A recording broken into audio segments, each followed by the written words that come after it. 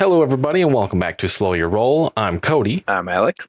And today we're doing something a little different, even starting a series, or what will likely become a series, called the Gauntlet, or something like that, if we come up with a better name later. But basically, the concept is one of us sends a whole bunch of enemies and hostile creatures towards the other one, who is a player character, until said player character is run directly into the ground. As of right now, we're going to be starting at level 1, using DC20 for this concept, and basically, that's really all there is to it. There's going to be some hidden things, like there will be extra HP given to the player character. We're doing like 5 temporary HP to start, and then every wave will increase that by 1. Also, every completed wave, all the resources are refreshed for said character so that they can kind of start at their best moving forward. But yeah, that's the concept. Speaking of said player character run into the ground, who will that be today, Alex? Good way to put it. Well, today I'm going to be testing out a Druid, and of course I had to make it a Beastborn. But I wanted to make it something a little bit different, so it's a Spider Beastborn. No, it doesn't have like a bunch of different limbs or anything. Think of it as like a drow, but like the spideriest kind of drow that you can think of. It's like a dark fantasy Spider-Man almost. All right, well, cool. Shoot, we're just getting into this thing. Are you ready? Yeah, absolutely. I can't wait to see what you got for me. Okay, so I'm going to give a little bit of drama to the situation here. So, the fighting pit that you are going into is known as the Arena of Eternity. It was established by an ancient order of warriors to test the strength, skill, and resolve of those who seek to protect the realm. The arena is enchanted with powerful magic that regenerates fallen combatants, ensuring that no one truly dies within its confines. And some enemies may or may not truly be there at all. Some are summons, some are illusions that fight with the vigor of the real creature itself. So it'll be an interesting mixed grab bag. There's a bit of mystery behind how this all goes down, of course. So, yeah, this allows for endless battles and training without permanent loss. The arena serves as a proving ground for heroes and a source of entertainment for the masses, drawing spectators from across the land. So, basically, you step into the doors, you know what you're getting yourself into here. And as you step in the doors, maybe for the first time, maybe not, would you say your character's been to this fighting pit before? Oh, definitely. Frequents it all the time. It's got a scar or two. Might even be the longest they've ever been.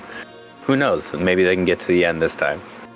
Awesome. Very good. So basically you walk through the doors, the all too familiar doors that you've walked out of with bumps and bruises in the past. And classically, you walk in, take one step, and the door slams behind you. You know what's happening next. So as you take your first step into the pit, let's actually, here we go. Get a good glance at this here. Hopefully you have control of your token. If you don't mind testing that for me real quick. Sure do. All right, perfect. So as you take your first step into the pit, you see emerge from the shadows on the other side a band of 3 goblins, which I am definitely going to quickly put on the map now. Probably. Nope, that's definitely right. Hold on. Okay. I got this. Did that work? Yes, I see them. All right, these 3 goblins walk into the arena on the other side opposing you, and immediately, like just ferocity in their eyes, they lock onto you. And you can tell right away, these puppies are as hostile as goblins get. For absolutely no reason. They speak no real language. They're just like grunting in anger and gibberish, and you see them rush towards you. So, what do you do in response to that? Oh, okay. First thing I'm gonna do, I have to... Right. Sorry, I had to get all the way up to the top. It's a big document. Oh, you're good. All right, so first things first, I'm gonna try to look kind of in the center of this group and see if I can get close enough to perform my shoot web. So I have all right, first off, stepping out into the field, you're gonna kind of see like this really, really white, silvery haired guy, a little bit buff, but like when you look at him, his veins almost look like spider veins, right? Deep slate, dark skin, eyes black as night. And when he shoots his spider web, it's not going to be anything gross. It's just going to be just like Spider-Man. Just There you go. Right out the forearm. Absolutely. All right, feel free to position yourself here, and we will make that an initiative check, and we'll get things started. So where do you want to be when you rush in? I'd let you get at least up to the halfway point if you want to be that close. Okay. So I need to be within 5 spaces to make the attack that I'd like to make. So I'm gonna... Oh, there we go. Okay. So that's 7 squares. Getting up about a halfway point, and that gets me exactly the 5 spaces that I need to be able to do my shoot web. Okay, excellent. Excellent. Let's see. So feel free to make an attack check as your initiative check, and we'll see if you beat the encounter DC for wave 1 to see if you can indeed act first before them.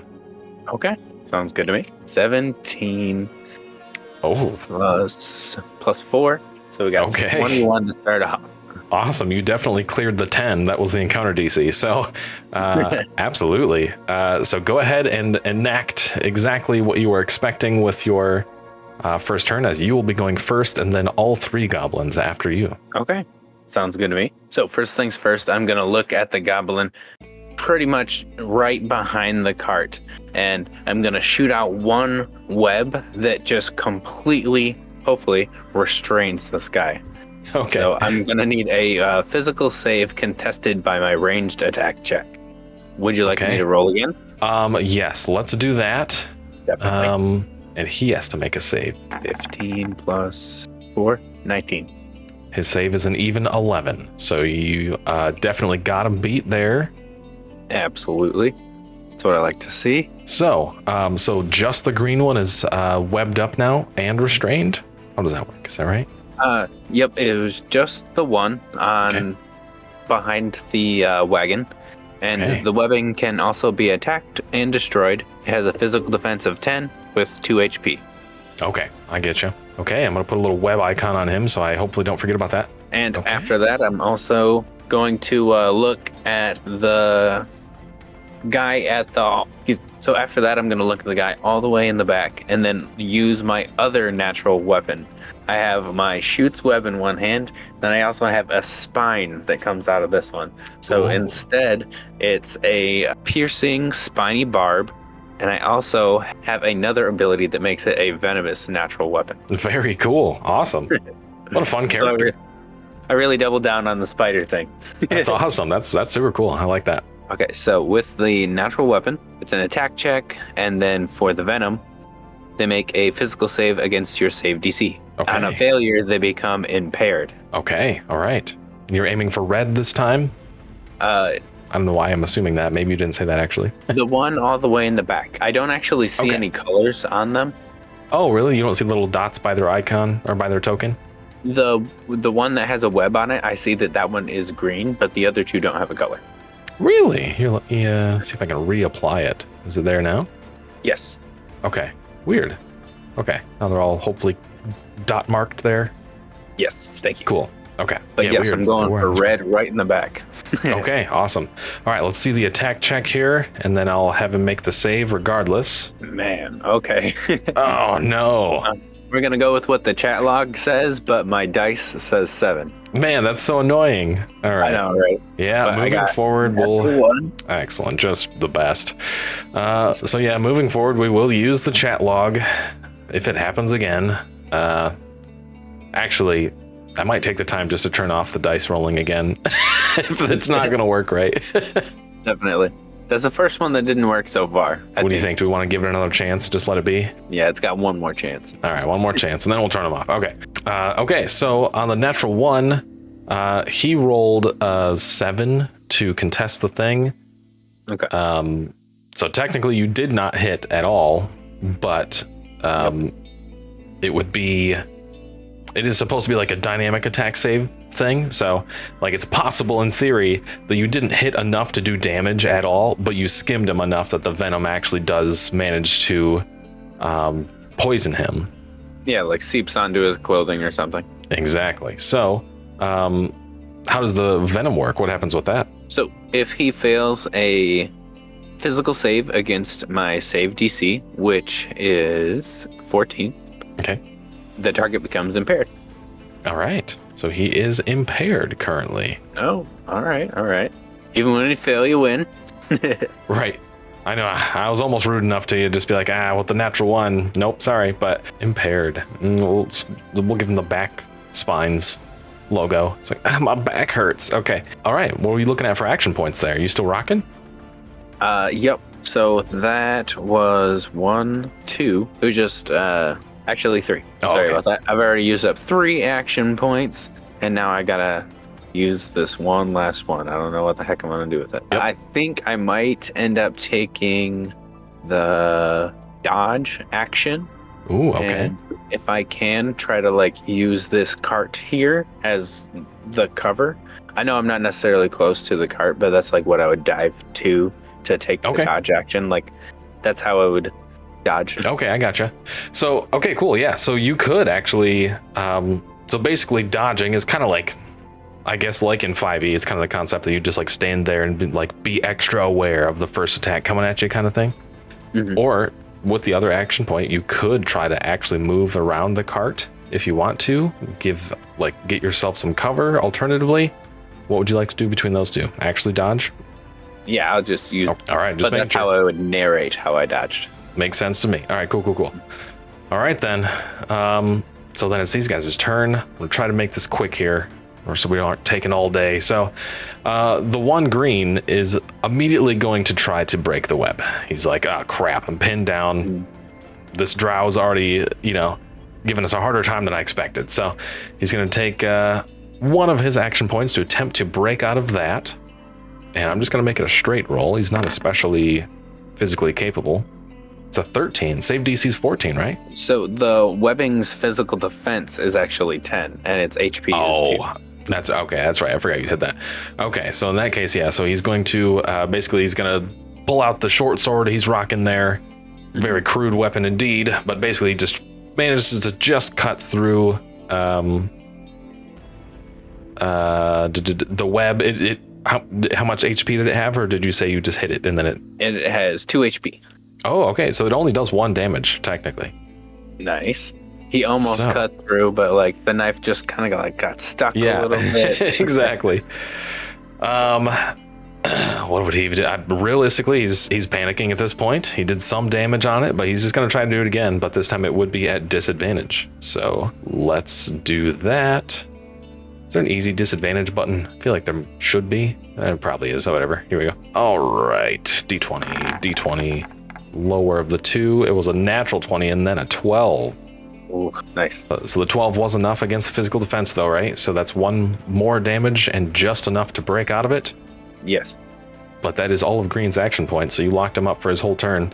Okay. Now, impaired. What is that doing? I need to look that up again real quick, probably. Stand by. I thought I had it listed somewhere, but I'm not finding it right now. Okay, he is impaired, so he has disadvantage on physical checks specifically. Okay, nice. And you can also be heavily impaired if the attack or if the condition stacks or something like that. And then you also have disadvantage on physical saves, not just checks. Okay, where am I? Cool, there we go. I better keep the rules handy.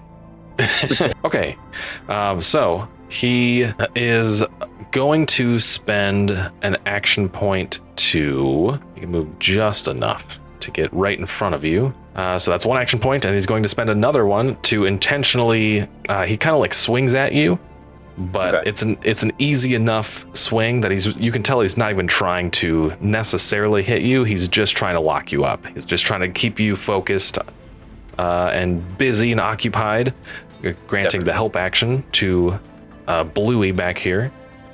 Okay. Who's going to wield a short bow and take just pour actions into that. So he's got the help action from his friend, and he's going to use a second AP to add a point of damage to it as well.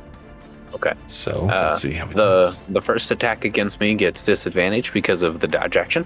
Yes, exactly. See, good job. Good call. So, a 5, not good, and a 16. Okay, so the 5 is the one we're working with a D8, which is only 1, bringing it up to 6. for his total roll to hit you, and that wraps it up for their turn. So, back with you at the top. If you click on my character, the red is my health, the green is my physical defense, and the blue is my mental defense. Perfect. Awesome. Good to know. Thank you. Absolutely. And that makes me wonder, can you click the goblin tokens? And if you do, can you see their numbers? Nope. Yes. Perfect. All right, great. Excellent. All right, anyway, so back at the top with you. Already, you are dishing out some at least frustration, if nothing else, against these goblins. All right, so as a druid, I need to start doing some druidy things. I can't just rely on my beastborn, instincts. Yeah, fair enough. So first things first, druid domain. 1 AP, 1 MP, just, smack my hands together and create up to 8 domain spaces along the ground or walls. Excellent. Very cool. Okay, if you want to, you can actually take the little pen tool, I believe, and draw out your spaces. Okay. I think. It might take a second. The one right behind the cart. Okay, nice. Hopefully. And what the druid domain does is all of the spaces are considered difficult terrain. Oh, nice. And I can cast a spell as if I'm standing in each one of those spaces. So it's as if I'm touching each one of those people right now. Oh, that's awesome. I love that. What's your druid domain stuff look like? What's that about? Ooh, okay. That's cool. I'm envisioning the arena kind of like being sandy, right? And there's just going to be a bunch of like sand that kind of like turns into dirt, that turns into like darker dirt, and then you eventually see a couple of like sprouts of grass come out, and it eventually starts turning into like tangle weeds. It's not really like lush forest right now. It's almost like the thorns. Yeah, I get that. Like all nasty gangled up roots and stuff. Yeah, absolutely. Very cool. I was going to say something. I forgot what though. The impaired condition on the red goblin, was that 1 turn? Let me check right now.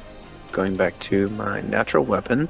It's hard to say. A lot of things like that are like... target becomes impaired until the start of your next turn. Okay. And you impaired him last turn, right? Yep. Okay, cool. All right. Carry on. Sorry to interrupt. No, absolutely. But that was my druid domain, and I don't know why I always have to do this, but I'm going to double down on the like druidy actions. I doubled down on my natural weapons a second ago, so now I'm just going to be double druid. And I'm going to do Nature's Grasp. Spend 1 AP to force a creature of your choice within your domain to make a repeated physical save against your save DC. It's a grapple check, so I'm going to grapple them. Awesome. And I want to grapple the green one, the farthest one away. All right. And he has to make a save against your DC then, correct? Yes. All righty. Wow, he actually did really well that time with a 19 even. Yeah, he got it. He's like, you're not locking me down again, buddy. Not scared of your weeds. So that was 3 AP for me and 1 MP. I have a 1 MP limit, so I can't really use anything other than that. So would you allow me to use a object action to move one of these guys? You can move the object 5 spaces within your domain. So I want to take the red guy and just whip him all the way back. Interesting. Okay. He's a medium creature, so I'd say it'd be tough, but definitely not impossible, because that's pretty awesome. What is the normal thing for that? I might just have you make a check if it's something that you normally wouldn't have to make a check with. Move creature. Spend 1 AP to move a creature that's grappled by this feature up to 2 spaces within your domain. But there's also move object. Take the object action to interact with an object within your domain as if it was standing in any one of your domain spaces. You can move the object up to 5 spaces away. I didn't realize it was a medium creature. I thought like maybe it was a small little goblin and I could like toss him a little bit as if he was like a table or an end table or something. Right, I get you. Honestly, if he's a little too big, I get it. I mean, I still think that's cool. It just might take some checks. So I feel like if you wanted to, I would let you definitely like essentially shove using a spell check if you want, instead of the normal shove, physical checks or whatever. Okay, that'd be really cool. That makes some sense to me. I like where your brain's going. Did that roll for you? I don't see anything. Huh. Okay, that was a little bit weird. It's not rolling. I got 2 now, and they're the same number. I roll. Okay, that showed up so late for me. I don't even understand what was going on. I mean, me too. It only just now showed up. It was like 17, 17, 18, which are all really good rolls. So that's awesome. Nice. Okay, so let's see. Shove. Actually, let's just do that. That sounds good.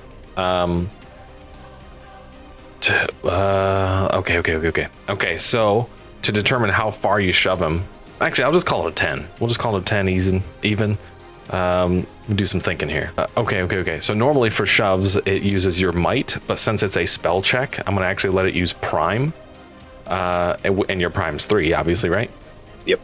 Okay, cool. So he's going to push him back directly. 1, 2. Now, do you want him to be pushed back the 3rd space, or do you want him to take 1 damage for hitting the cart and stay there? So do you want him right there, taking 1 damage, or shove him all the way back 3 with no damage? He can take 1 damage. Yeah, heck yeah, let's go. So you basically, using the vines and, roots and stuff like that, you basically just like grab a hold of his ankle and chuck him straight back until he hits that, takes 1 damage. And you realize that these goblins really don't have much to give as far as life force, and that creature is bloodied. Nice. I didn't realize it didn't really narrate it too much, but like looking at this guy the first time, it was probably like veins popping out. He looks a little bit beast-like, and now this time it's just like, why is he glowing green? Ooh, interesting. Yeah, the druidic magic's coming out. Right. All right, cool. You got any resources left? Nope, that was all of mine for the turn. Okay. All right, so now these guys are locked up in difficult terrain. Let's see. Blue does have to take 2, 3, 4, and then 5. So he can actually get to you using all 5 spaces, technically. The first one would take 2, but he can still make it to you. He's going to do exactly that. And, very classically, it seems like they've got their tactics laid out. They know what they're doing. He's going to, again, just lock you up in combat, not even trying to necessarily hit you to do damage, but just for the sake of helping an ally attack. So that's all his action points. This guy is going to, let's see, 1, 2, 3, 4. He can make it back to you using 1 whole action point. And I'm going to have him also take the help action, helping green attack from range. But I'm going to make green step out once to actually get a clean shot on you. So he has 1 shot to hit you with 2 help dice. And he's going to try to, same thing, brandish the short bow, take a shot at you. With a D20 rolls and not roll automatically. Oh, there we go. Okay, 13 plus 2 help dice of D8s. Ooh. Not much adding to it. So 4. So 13 plus 4 rolls a 17 against you. Yep, definitely hits. The physical defense is 10. Okay, so by default it's 1 damage, but he hit you with a heavy, so it's going to be 2 piercing damage, if that matters. Nope. All right. I don't think so. Okay. It's always like squashing a spider, right? Yeah, I guess damage is damage for the most part, so fair enough. But that's all of their turns combined there. And they managed to sum up 2 damage on you, but that's it. So still not too bad. Okay, definitely. Is it back to my turn? Yes, sir. Okay. So didn't really take the protective measures that I usually do. How stupid of me. I'm going to activate Fire Shield. 2 AP and 1 MP. And how Fire Shield works... Fire Shield. Fires. Yeah. There it is. Make a DC 15 spell check. Upon a success, you gain 3 temporary HP. Failure, you gain 2. Every success plus 5 is additional 1 HP. Excellent. And don't forget, I was loving this playing my cleric the one time. Don't forget that at any point in combat, if you're rolling a d20, you can spend an action point to give yourself advantage. So like on something like this, if you're like, I want to make sure I'm defensive, you could do that. Not telling you how to play. That's just a dope reminder that I loved playing a cleric. So that's all.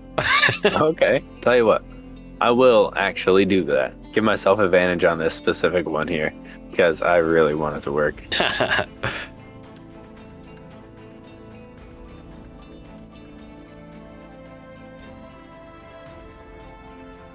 Nice. I got Super a worth it. natural 20. Yeah. Nice. On the Super second worth one too, actually. Awesome. Very cool. So, hey, nice you said something. Yeah, absolutely. That's sick. Cool. So that's so much health. What's that?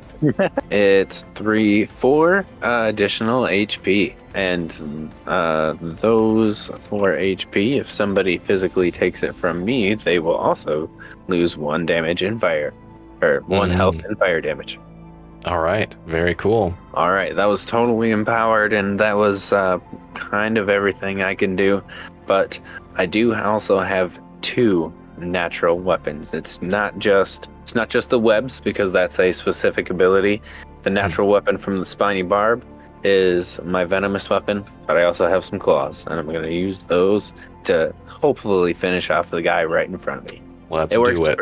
The exact same way as the spiny barb, applying it to the venomous thing. Okay. Right. Going right back up to it. Pardon me, I actually wrote down fangs in my character. I was thinking I was gonna people. As if it matters. I don't know. In your token image, it looks like you've got some pretty gnarly claws on you. So. Okay, you're right. We'll go with claws this time. That's fine. All right, but first off, gotta make an attack check. Yep. Just gotta make an attack check, and if it fails the physical save against my save DC, it will be impaired. Okay. Got an 11 plus 4, 15. Okay, 15. The physical defense is 10, so it's a heavy hit. Very nice. And I that's did against that the right one in on front of red you. here. Yes. All right. Alrighty, what's it look like as you put red down for keeps there? Oh, definitely. Well, this time, since I was using my claws, I just didn't really realize how hard I was punching him, and I punched him one too many times, and it went in like a little too far, and then he just fell. I don't know. Yeah, weird. All right, final hit on the red. Little spurt of blood. He's done. Okay.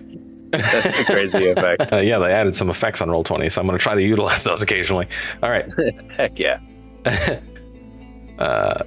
Nice. You got anything left still? Nope, that was all in my AP.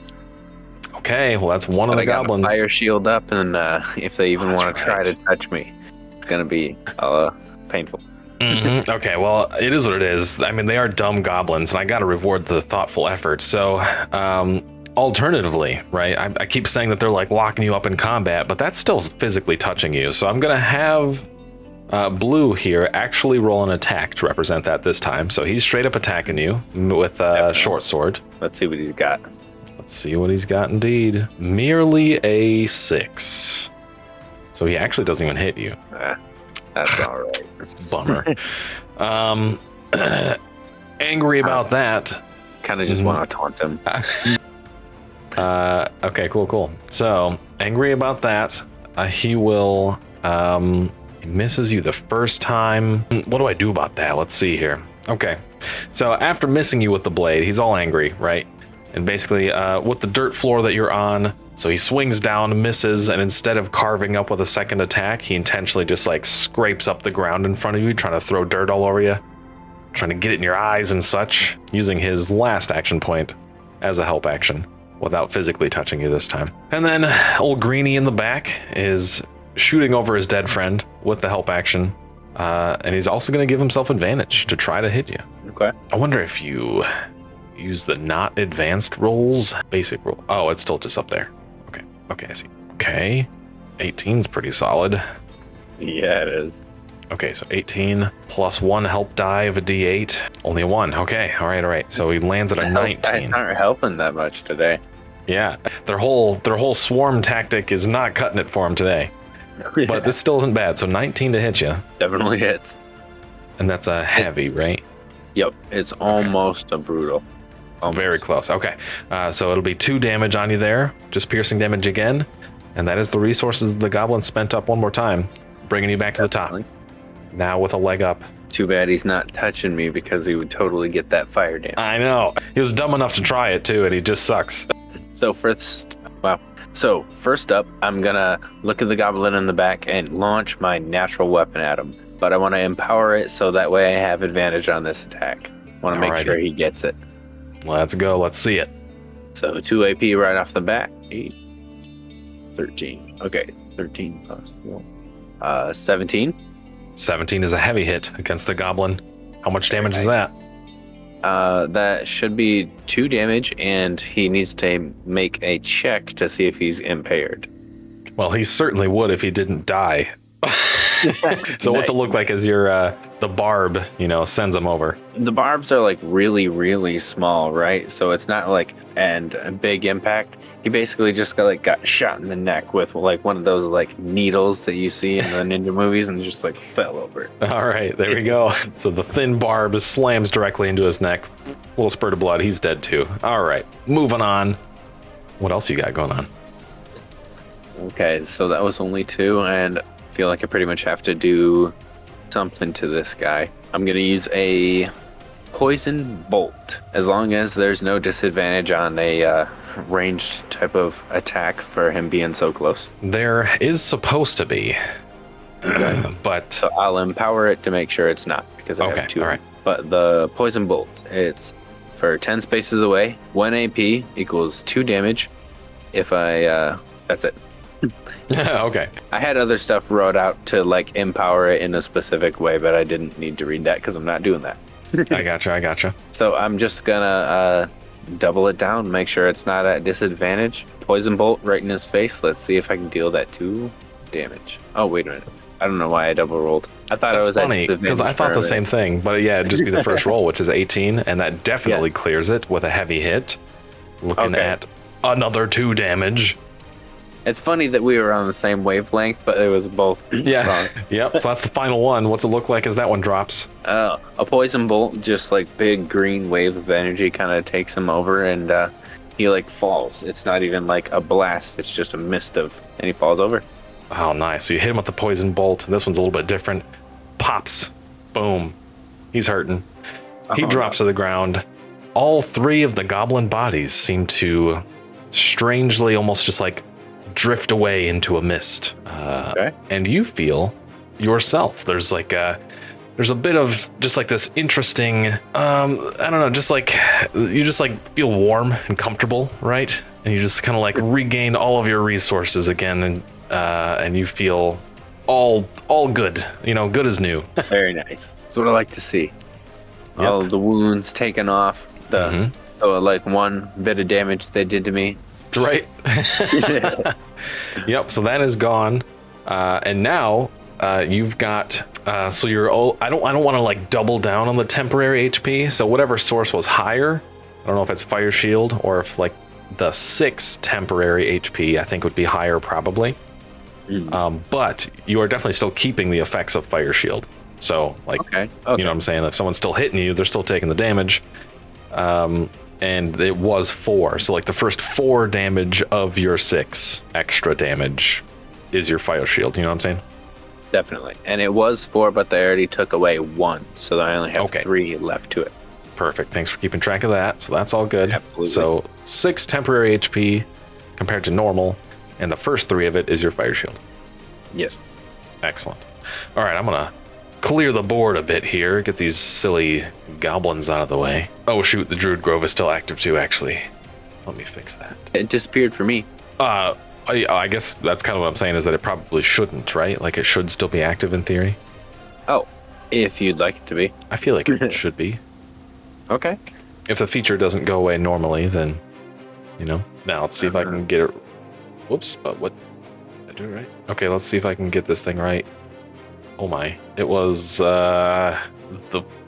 4-ish, was that right? And then this one? I'm not seeing what you're drawing. Oh, maybe I have to complete it first. How's that? Did it show? Oh, okay. Yes, exactly. Oh, sweet. All right, cool. And losing domain spaces. A space disappears if you end your turn farther than 15 spaces away, or if you die. Okay, all right, okay. Cool, good to know. All right, now, just as you feel yourself recuperated, did you have a moment to like walk around? Technically, combat is over. So like anything that resets on combat is resetting. Now, feel free to place yourself wherever you'd like to be, somewhere on the right side of the halfway point, where you kind of, anywhere there. So you can just stay right where you're at, or, whatever. I'll be right here. And then, like a little bit. Out of the shadows from the other side. So there's a train going through. That's funny. I slightly heard it. I was like, what? Scared the heck out of me. After you dispatch the goblins, quickly out of the shadows, there emerges, almost feel like the hair on the back of your neck stand up a bit, and you hear almost sounds like just like wooden like sticks clanking together or something for a second. Then you realize it is in fact the very old dry bones of a skeleton and his seemingly allied zombie brute. Crap. I do piercing damage and poison. It's almost like I planned it, but no, to be honest, I didn't. Okay, so you see them step up. What would you like to do as an act of your initiative? As you see them step up and they look just immediately, they're just locked on you. Like there's no reasoning possible here. They're going to be heading your way. They seem to be trying to avoid your druid domain as they're entering. Okay, so I would like to cast the spell Tethering Vines. I can cast a spell from my druid's domain as if I was like right there. So I see. Space very closest to them, I'm going to cast Tethering Vines. Okay, so we'll treat your initiative check to see how it goes as a spell check again. If that works out, you can follow through with it, or change your mind. And the encounter DC for Wave 2 is 12, so we'll see. 14. Nice. Very good. So feel free to follow through with that if you'd like, or change your mind. But yeah, you see them coming in, seemingly trying to side skirt your domain as they're walking through. So how's this go? So make a spell check contested by a physical save from all creatures other than you within range. So it's both of these guys, and upon a success, this creature is tethered. So very cool. Spell check contested by physical save. All right, so they're both making physical saves. Yep. All right, let's see here. I'll do the skeleton and then the zombie. Oh my goodness. Okay, the skeletons I was going to leave even, but he got a natural 20 anyway. And the brute, I'm going to give a +5 to physical checks with a dirty 20. Nice. Okay. So I got a 19. That's a spell check, so +4 to make it 23. So that's nice. Kind of high. I think I got one of them, but that natural 20 feels like probably not. Yeah, the natural 20 is enough to side skirt with a critical success, but you locked up the zombie brute, which is almost more impressive, really. So that's good. So he is, what is his condition now? The creature is tethered. Tethered. While tethered, the creature can't leave the area. The creature can spend 1 AP to make a physical check of your choice against your save DC. Okay, go. So I'm gonna give him the net 2 to help remember that. Okay, so he straight up can't move. He can make a physical check to try to leave. And you're noticing too that the zombie brute seems to just have he's got a couple blades on him. One just like massive great sword looking thing that looks like it would hurt up close for sure. But you don't see any ranged weaponry on him necessarily. Okay. Oh, and I did forget to mention something about tethering vines. Choose a space within range. Vines and weeds sprout up in a 3-space radius from the chosen space. So there's 3 more difficult terrain spaces around the guy who got caught. Okay, that's pretty cool. If you'd like, you can even choose them. I don't mind.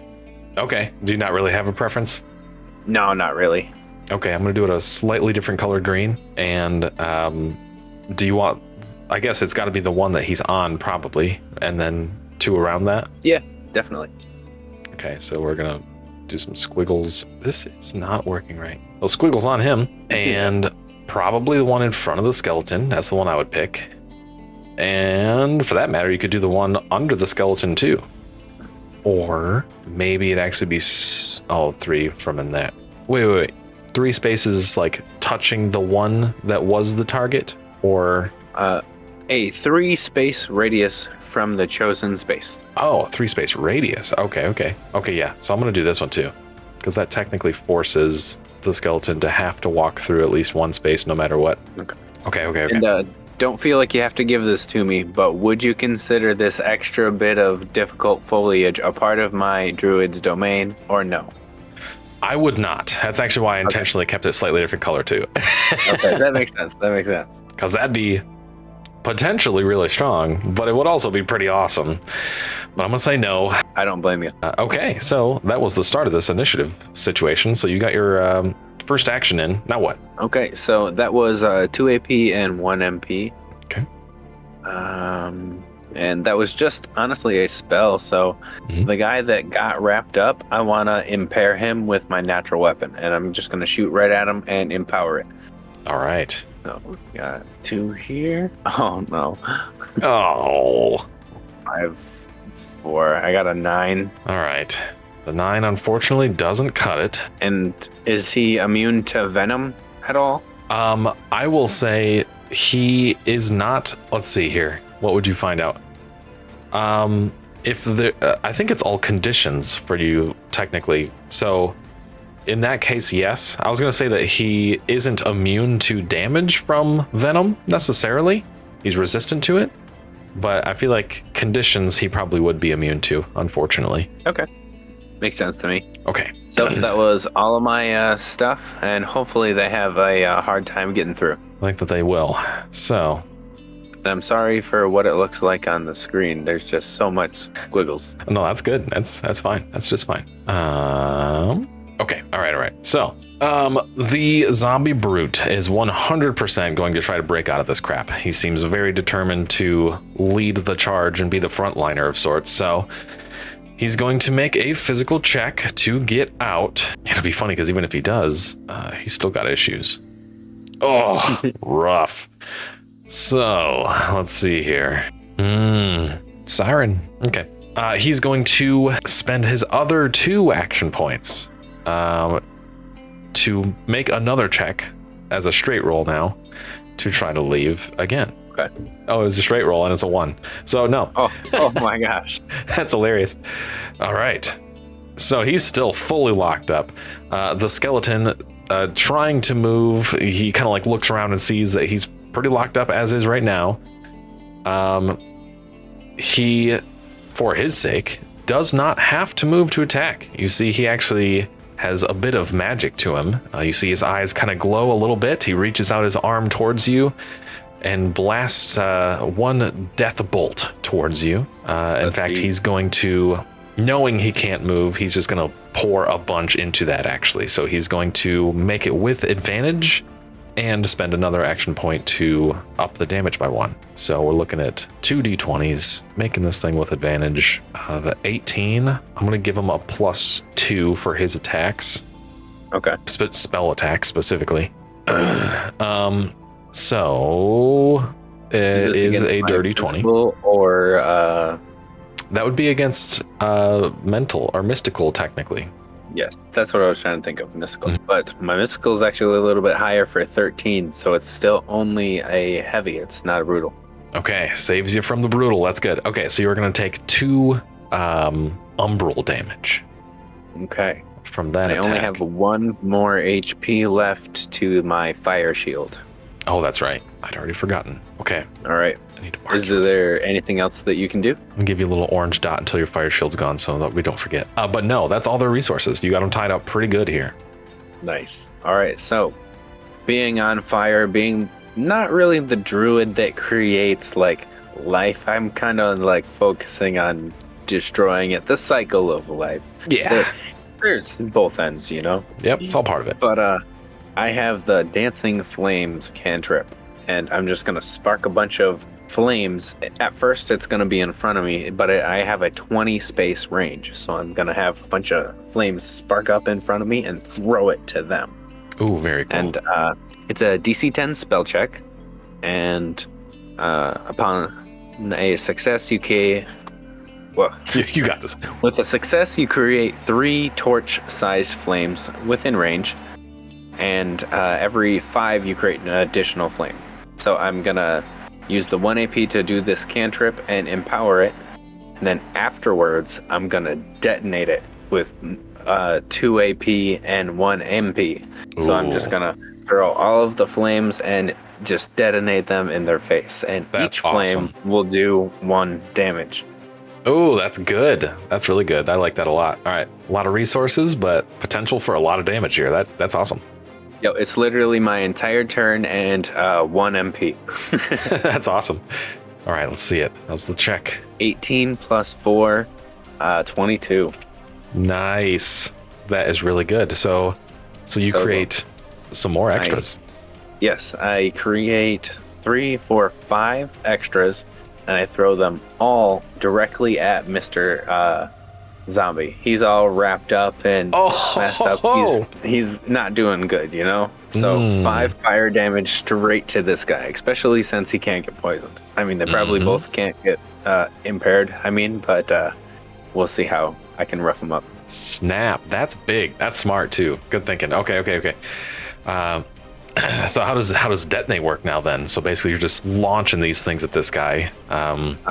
Detonate. Spend 2 AP and 1 MP to detonate the flames. Make a spell check against physical defense of all targets sharing a space within a flame. Hit. Each flame deals 1 fire damage but does not benefit from heavy, brutal, or critical hits. Oh, okay.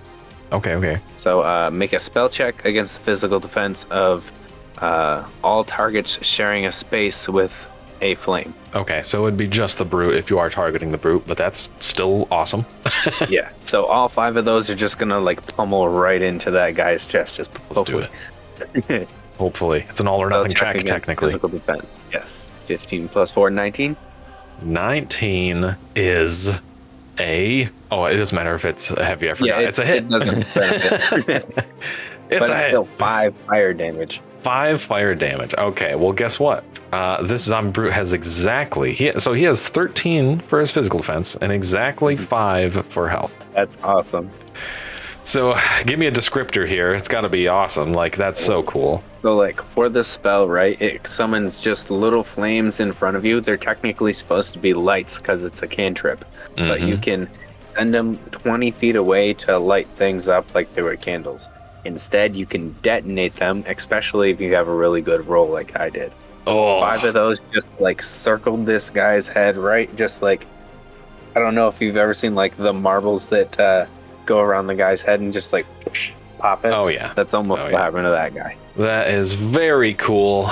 All right. So, yeah, you send these babies out. You make 5, like more than you planned to start with anyway, technically. And then, like, this guy just gets absolutely pummeled. Boom, dead.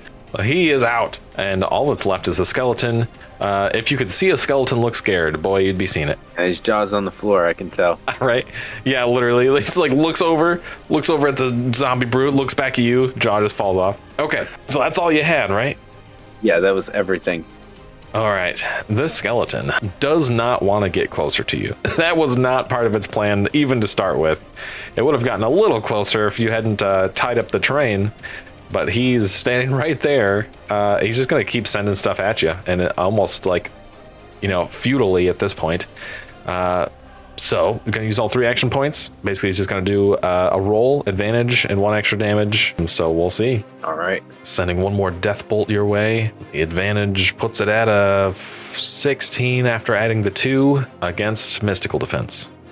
Okay, my mystical defense is 13. All right, so merely 1 umbral damage, and then the skeleton's just bones are rattling at this point. And that breaks my fire shield. Oh, I forgot. I added a damage as one of the things, so it's actually 2 damage. Oh, okay. So just enough to break the fire shield, and then 1 more. I'll remove the fire shield dot. But yeah, that is all it can do. It's just rattling, and back up to you. Absolutely. So I don't want to become a one-trick pony, but I do feel like I have to do that fire again. I mean, it was very effective the first time. And the thing is, it's a skeleton, so I'm not sure if my needles would end up piercing, going through him instead. Right. So it's can I even hit this guy? Right. So I'm just straight up going for magic. That makes sense to me. That's just smart. So, I mean, it is a gauntlet after all. You got to play smart. Nice. Doing the exact same thing that I did last time. I'm rolling with advantage to see how many I can make. Okay. And then I got 19 plus 4 to make 23. And that's 5 again. Sick. Awesome. And just gonna spend 2 AP and 1 MP to detonate the flames. Make a spell check against the physical defense of the target sharing a space with the flame. So all of these flames are just gonna show up, just popping up right around the skeleton's cloak and even like in its eye sockets too. Oh, Hopefully the spell check against the physical defense works. So let's see how that one goes. 8 plus 4 for 12. 12. The physical defense is 10. So you did hit. Oh, okay. Nice. I thought you were about to say no. Led you on there. This skeleton has notably less health than the brute did, so that's definitely enough. Is it the same absolute pyrotechnics display as it was with the brute, but maybe even worse this time? Yes. Very good. Boom, boom, boom. Pow. Okay, fireworks done. Exactly. Both undead creatures are out of the running. And now, see, this is pretty solid. You've got a bunch of difficult terrain set up here, like right in front of the entrance. Oof, that's tough. That's rough stuff. So Okay. tethering vines only lasts for 1 minute. Oh, okay. Just figured I'd let you know. Just the tethering vines. The domain stays though. So Yes. The domain stays if I die or leave it. okay. I will say it is probably roughly a minute, and really just for the sake of keeping things easy and tracking and stuff like that. The tethering vines are going to drop at the end of that round then. Makes sense to me. But you get all your resources back yet again. And now looking at 7 temporary HP instead of the 6 from last round. Okay, but one more thing. You see for the first time, instead of just creatures walking out of the shadows, you hear almost what sounds like a river in the distance. Just like a babbling brook of sorts.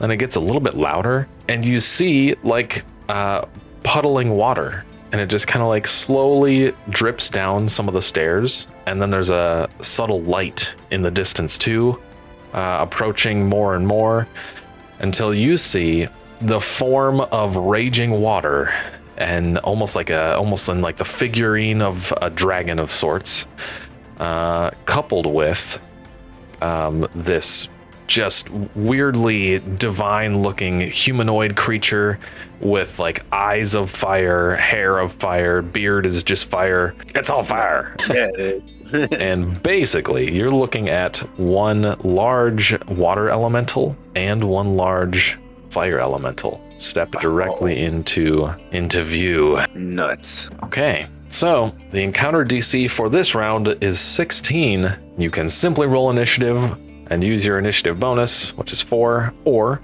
if you want to describe something specific that you're doing to alter your check, feel free. This time, it doesn't feel like some of my normal tactics have been working, so I'm just gonna ready up a poison bolt, kind of like a Kamehameha. I just want this to be a big, powerful one, you know? Okay.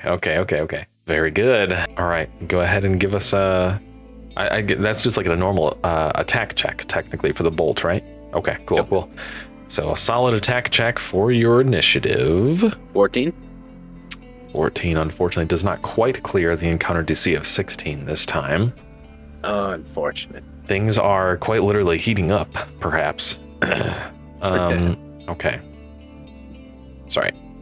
No, you're good. Couple things for tracking purposes. Okay, all right, here we go. So the fire elemental will act first. Can your domain be attacked? Even without it being...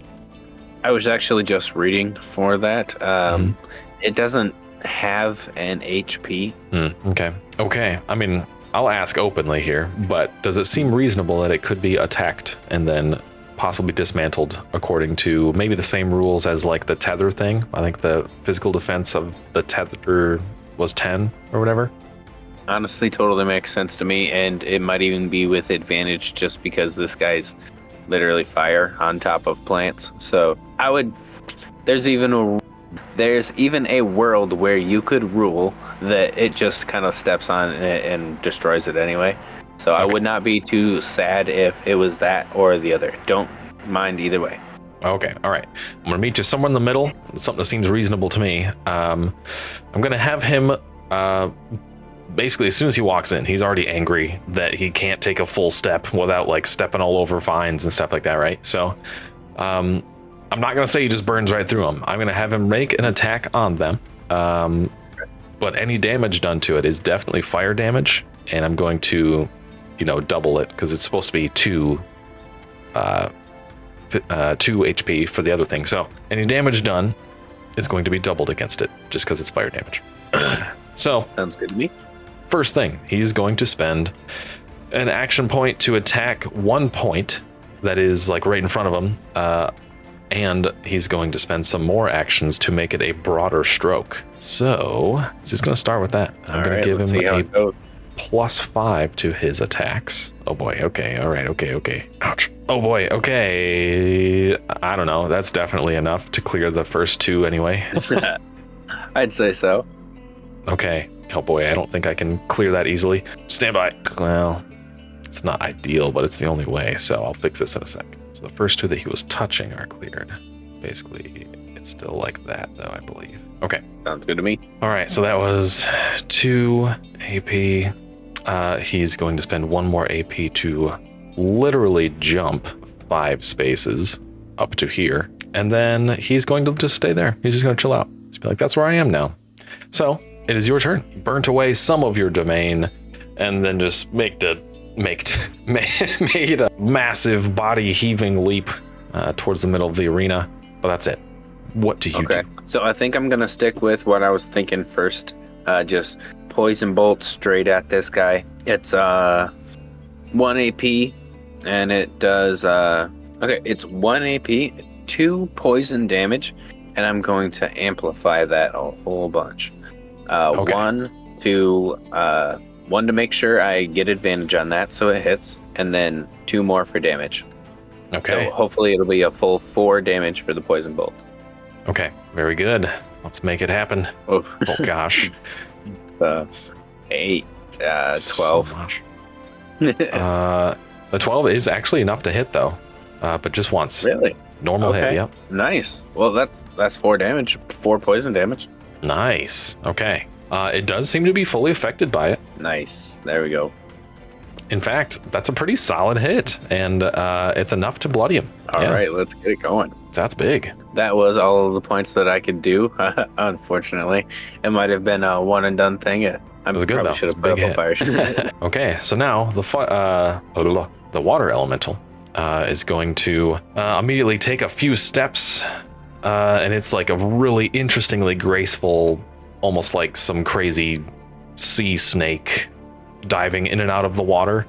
It just like moves around, almost floating like that, slithering around. And you notice that it even is able to change its form to like fit through smaller areas and things of the sort. It's going to move over this way 4 spaces. And then you see it kind of like rise up from the other side of the wagon and lock eyes with you. And very intimidatingly, you notice it kind of like rear its head back, mouth just like wide open. And there's just like what looks like a Rasengan ball of water energy of sorts is like accumulating in its mouth before it launches it towards you with seemingly some extra force as well. I'm gonna give it advantage, spending the resources to make that happen as well. Okay, it also is gonna have a +5 to its attacks, and this is physical. So this one's gonna be rough. All right, sitting at a 23. Against my physical defense, 23, that's a heavy, brutal hit. It didn't go all the way to the next one, but... Okay, so base damage for either of these guys' attacks is 2. 2? Okay, so that's 4 damage? Yes. That's okay. Still got 8. There you go. Plenty left, and you are doing a solid amount of damage already against the fire elemental, too, so that's good. Okay, and that was all the resources I had, so... Starting back at the top, you've got another chance to act. What happens now? So that hurt. Right. I'm going to go ahead and do something I haven't done yet, but it kind of is the thing that makes me a druid. Wild form. Oh, yeah. First off, I'm going to just change it's almost like a front flip, right? I take my head away and I end up turning into a giant turtle. Well, not giant turtle, still a medium beast, but... Right, sure. That's pretty big for a turtle. Yeah, big for turtles. But my giant turtle is amplified. There's certain ways that you can amplify your wild shape, and my turtle is the ultimate wall. So it has a physical defense of 18. Oh, that's awesome. It's only got 2 HP, so if you hit me, you'll probably hit me good. But at the same time, turtle. Yeah. Yeah. Yeah. It was 1 AP and 1 MP to do that. So I'm going to walk forward to the fire elemental and take a big chomp. And I was hoping we could talk about if my natural weapon venom applied. If it doesn't, totally understand. Okay, so no problem. So we got a couple things going on here, okay? So first off, I'm going to give you a chance to possibly retcon if you want to. You notice that first step taken towards the fire elemental is freaking hot. Like the air around this guy is radiating harmfully hot. Just radiating heat intensely. To the point that he actually has an aura. So like if you're within one space of him, you do have to make a agility save.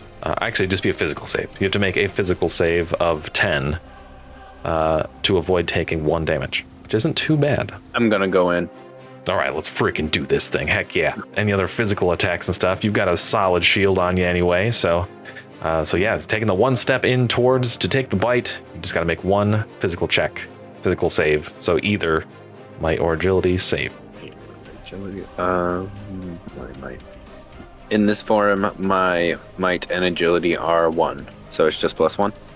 Okay, yeah. Unless you have, say, proficiencies in either of them normally, I'd let that apply still if you want. Nope. No. Okay. Okay, so just +1. Yep. Target's 10. And that's just to avoid damage, right? Correct. Okay. That'd be something that recurred probably at the beginning of your turn, kind of thing. 11. Okay. Nice. Sweet. Right. Yeah. There you go. 12.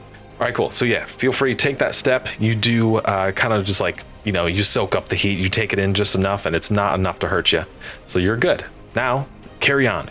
So I just want to do my natural weapon and amplify it 1 more time for amplify it so that way I have advantage to make sure it hits. I want to see if I can impair this guy. Okay. If my natural weapon venom applies. Did you think if it should or not? I would say so, yeah.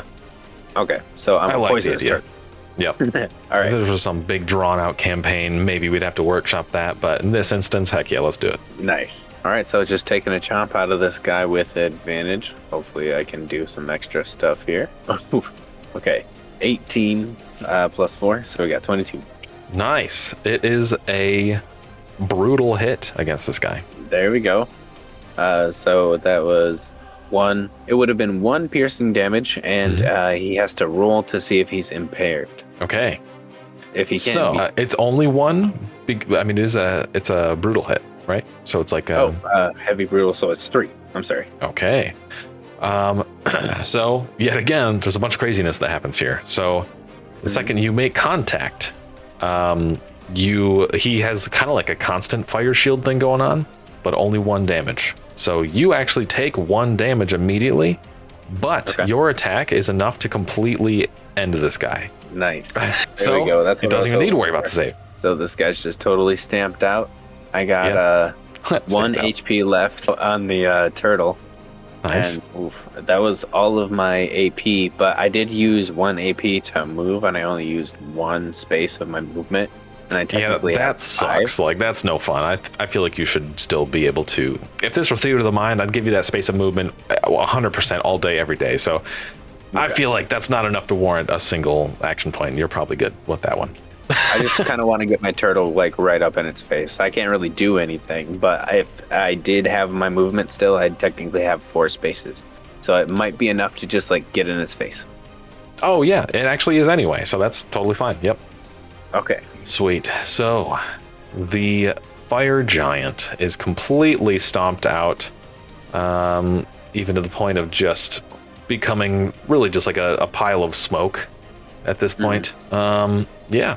So that's that. Just a big old smoke pile, and he's done. So you managed to move all the way up to the water elemental, and that's all you got then, right? Yep. Okay. So taking this thing head on, it seems almost surprised and like excited that you moved up to it, right? So it's going to just aggressively, there you are, here I am, it's face-off time, here we go. It is going to attack you, empower it once to make it at advantage, and then spend 1 more to make it a very specific and unique water-like grapple. Oh, okay. Well, I live in the water. It'd be a 14 for the attack plus 5 we were doing, so 19. Okay. 19. Oh, just barely, because my physical defense is 18. Oh, that's right. Wow, it did just hardly. Yep. Okay, so it's going to be 2 damage for the attack itself. That would break my wild shape form. Does the damage carry over to my original form? Whatever's left of it would, yes. Okay. So I'm going to have 1 damage come out of that. There. Okay. There you go. Okay. And now you have to make a physical save or be grappled. Okay. The DC is matching your own at 14. Definitely. It might sound kind of ridiculous, but could I possibly argue for an advantage possibly on this because he was trying to grapple a turtle and I'm not a fat. That is true. You know what? Sure, I'll give it to you. At the time of attack, it was a turtle. You'd be like mid-shift on the way out, technically, you know? So, yeah, I like it. I like it. 12, and it's physical, right? Yes. Okay, so, which means might or agility, right? Yes. Okay, so that's a big fat 0 added to the roll for just a 12. Oh, okay. So basically, it just like slams his whole face on you, pretty much. And you are like stuck up in the body of this form that is just water, essentially. Okay. And like you notice very quickly, if you don't do something about that, it's going to be an issue. But currently, it's just the 2 damage, and you are grappled. Okay. But that's it. That's all you can do. Now it's up to you. All right. And let's see. Fighting off the grapple. Let's see what I can do here. All right. I guess I just have to try to fight it and empower it. I don't have anything that I can try to do to amplify anything here. So let's see if I can get out of this restraint. And I think it might be kind of cool if it doesn't have to add anything to it, but it might be kind of cool if I use my weapon that I haven't used at all this whole time, which is just a chain whip. So there's a cart right there, right? So I want to use my chain whip to hook onto the cart and like yank myself out. That is so cool. We want to do it. That is so cool. And that is okay. Listen, before like skills were put on a character sheet, that right there, that's why people got advantage on checks. Okay, so literally, like that is the coolest narrative explanation of how you'd actually get out of this thing ever. You are definitely getting advantage on this check. There we go. So we'll just call it another physical check, or shoot, if you want, we'll make it a spell check, or I'm sorry, like an attack check. Sounds good to me. With advantage. And is it just 1 AP for getting advantage for describing it cool? Yeah, the advantage is free. So yeah. Nice. Yep, advantage is free, 100%. That's why I took time to put objects on the map. So you could do stuff like that right there. That's great. Yeah. We got 18 plus 4 for a 22. All right. So with 1 AP and quick thinking, you 100% do grapple with your chain whip, the other side of the wagon. And I'll even let you go as far as like moving somewhere between you and the wagon if you want to. But either way, you are freed up and not grappled. I'm pretty much just going to move right here, just one space over. Okay. All right. And now that I have like my wits about me, I'm going to go into, I guess, just magic-y mode. Okay. And run over into my own druid domain, and I can cast let me find it so I say it correctly. Okay, so I'm going to be casting Wild Growth. It'll be 1 AP and 1 MP to make a DC 10 spell check to heal a target within my domain. Very good. Plus 5 gives an extra HP, and the target immediately gains 1 HP. For the next minute, they regain an additional 1 HP each time they end their turn within your domain. Very good. Cool. So I'll gain 1 HP every time I'm in my domain. All right. Awesome. That's so cool. Thank you. DC 10 spell check. Let's see how it goes. Would this be something I could reasonably empower to see if I get more health? Yeah, if you've got the AP to spare, absolutely. Sounds good. This will be the last AP because I got out, I moved, and then I'm going to empower this. Nice. There you go. Okay. 12 plus 4, 16. Nice. So I got at least 1 extra. There we go. Yep. So Yep. 2 extra HP. Back up to 9. Solid. And that's the elemental's turn. Okay. Wow. Sick. Okay. So the elemental, very frustrated at your quick thinking to get out of the, its watery maw. It is going to pretty much stay where it is right there, right? And It is going to, let's see, I'm going to have it attack once and spend its other 2 AP to try to just add damage mechanically. So, narratively, basically it's just going to like wind up and just like, you see the ball gathering again, and it's just like rapid, just violent volley of like 3 just like blasts, heading towards you kind of thing. But really it's 1 attack with 2 extra damage if it hits. So here we go. Natural 1. Incredible. Natural 1 with a 6. As it inhales, it's just like it's gathering its stuff, right? And a bit of your Druid Grove is like actually touching it. And you notice there's just like one small weird like thorny burr kind of just like mixed up in its, form. And it gets right in its throat. And it's just like, and just like spews out in the air instead. Completely missing. That's all it can do. That's all of its action points burnt. Well, I guess I have to do it. It's time to end this. It's time. Hopefully. All right. Now, since I'm in my Druid Grove, if I end my turn here, I'll gain another HP. Mm-hmm. But I want to do a Poison Bolt, and I'm going to cast it from the part of my Druid Grove that's essentially touching that guy. Okay. Very cool. So it's just going to be like, I'm going to narrate it as like a flower emerging, right? It's just getting a really big bulb and like bursting into its face. Awesome. Love it. But Poison Bolt, try to find it really quick. It's 2 poison damage, 1 AP. I'm going to empower it, but this time I'm going to apply the action point enhancement Sicken, which if it fails to save, it becomes impaired. But if it becomes impaired, I also have a passive on this cantrip where it does an extra damage against impaired creatures. Oh, okay, nice. Okay. I'm not sure if you let that stack this time or if it just affects it next time, but either way. Interesting. Okay, I guess we'll see how it plays out. So the damage happens before the condition technically, so I'd have to say it'd probably happen next time, but regardless. I considered that too. But hey, either way, I'm gonna try to impair this guy. So that's 1 to attack, 1 to impair. I'm gonna give it advantage. Of course, I can't fail this here. Right. And on the last one, I'm actually gonna give it some damage. So it'll be 3 damage and impair at advantage. All right, that's awesome. Let's do it. He has to make a physical save. 13 plus 4, so 17. 17 is a brutal, heavy hit. I'm sorry. Nice. There we go. Forgot the terms for a sec. Yeah. So that was 3 damage plus an extra damage, 4 damage. And is he impaired? He rolled a natural 1 on his save. Absolutely. 2 nat 1s in a row for this thing. Okay, so that's big damage. What'd you say the damage was? It was 4 damage. It was 4. And what kind of damage is it, technically? Poison damage from Poison Bolt. It is poison damage. Okay.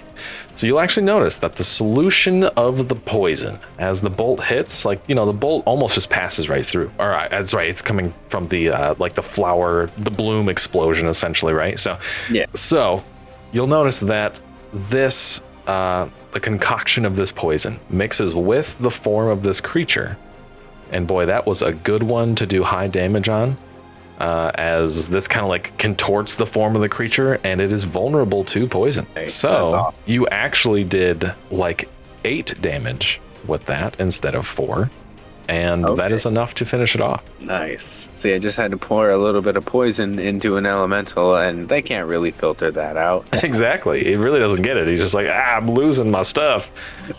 You sunk my battleship, So yeah, there's that. Nice, dude. That's awesome. Just as that one finally crumbles into a puddle, essentially,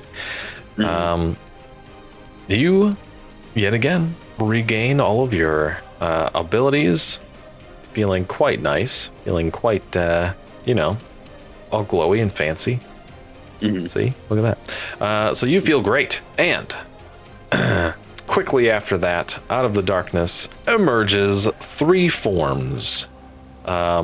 They have a strange, just like haunting demeanor about them, but different than the undead you'd previously faced, as they carry about them. You see like a bunch of like markings. There's 2 women. You see a bunch of markings all over their face, and you can tell that they're like very culty, Okay. and you can tell they're definitely they're casters. And then there's one person stepping out in front of them that's like got this crazy bronze armor on and a hood.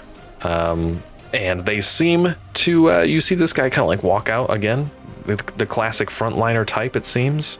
He's got 2 short swords. And you see something very interesting. I'm going to give you a little bit of a clue here. You see something very interesting with that guy. As he's like stepping, you see like it almost looks like his feet, as they're like hitting the ground, are like almost like glitching, and they're just like almost like twitching around, like I don't know, something that's really interesting. Okay. But anyway, what are you doing? Oh wait, are you where you wanted to be first? I'm fine with where I'm at. Okay, right. And what are you doing as you're seeing them approach?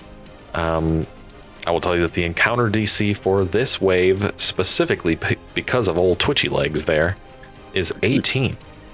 Okay.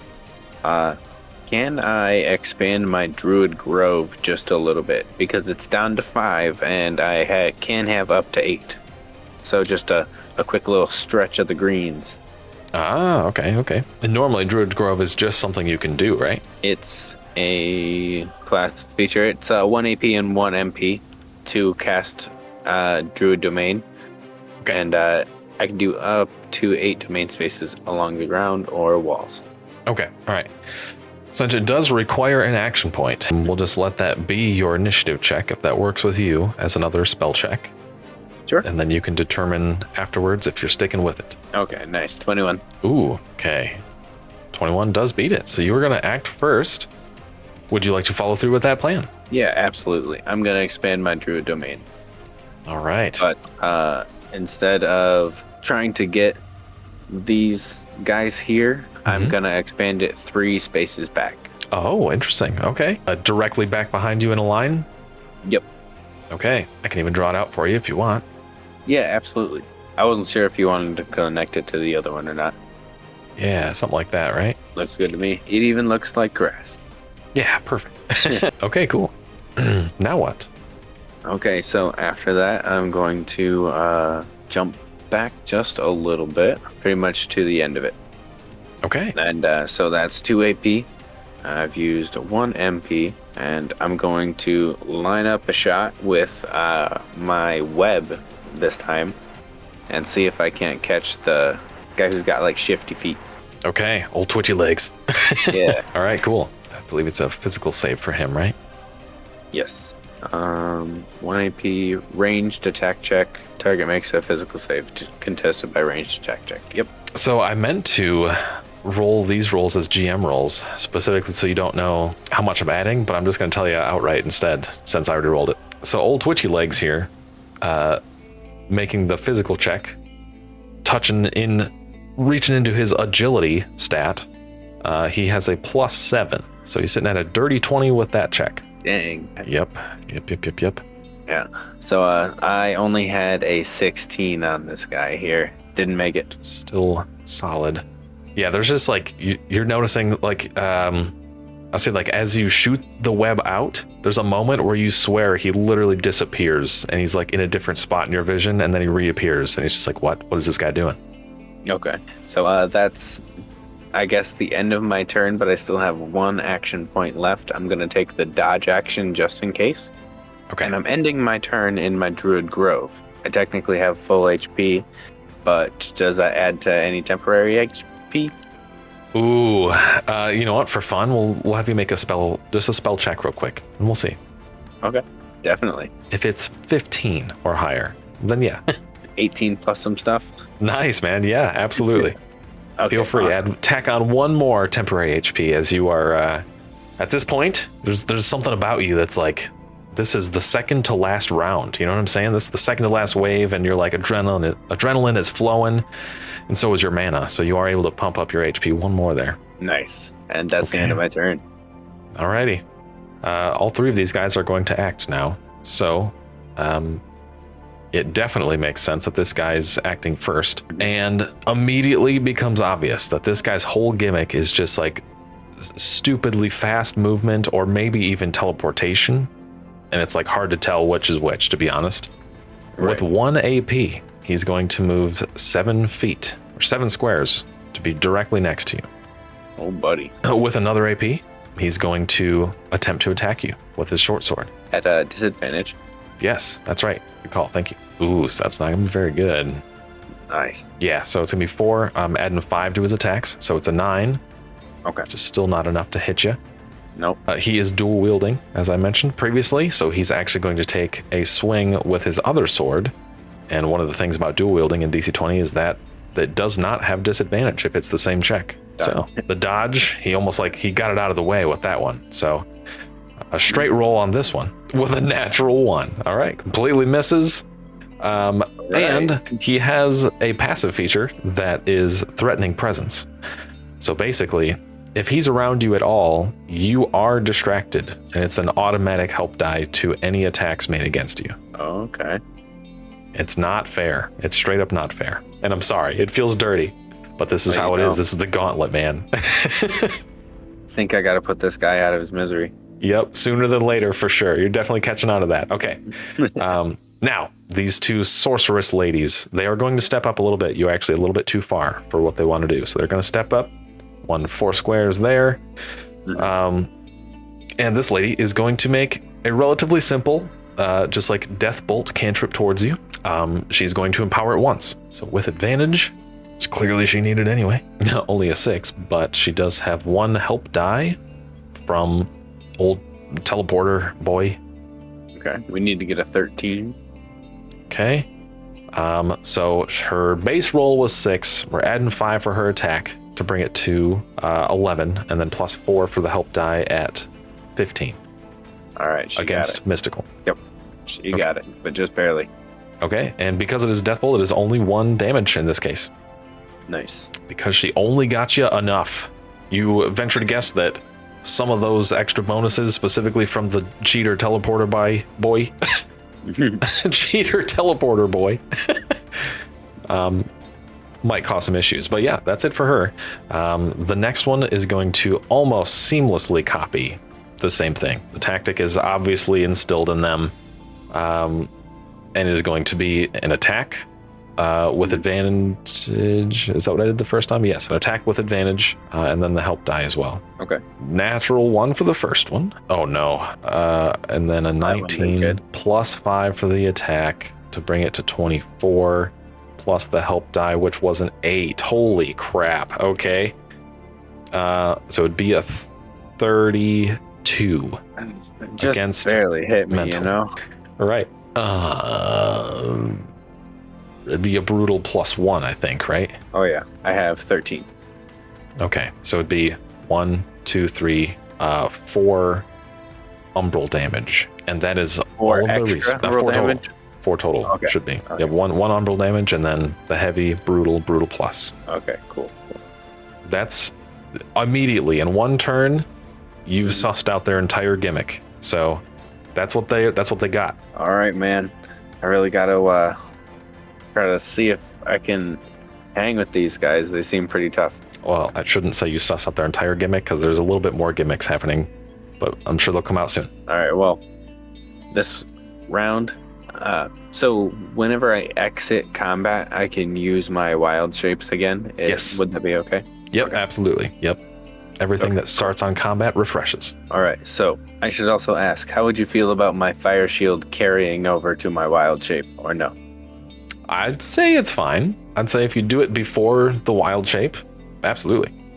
Okay, definitely, because that's what I want to do. I want to fire. Wait a minute. Wild shape takes some mana, and I can only use 1 mana a turn. So never mind. Oh, a turn? I thought it was like at one action. Is it per turn? Yep, I'm pretty sure it's a mana cap of 1 mana per turn. You might be right. I'm gonna look that up real quick. Yeah, I always thought it was okay.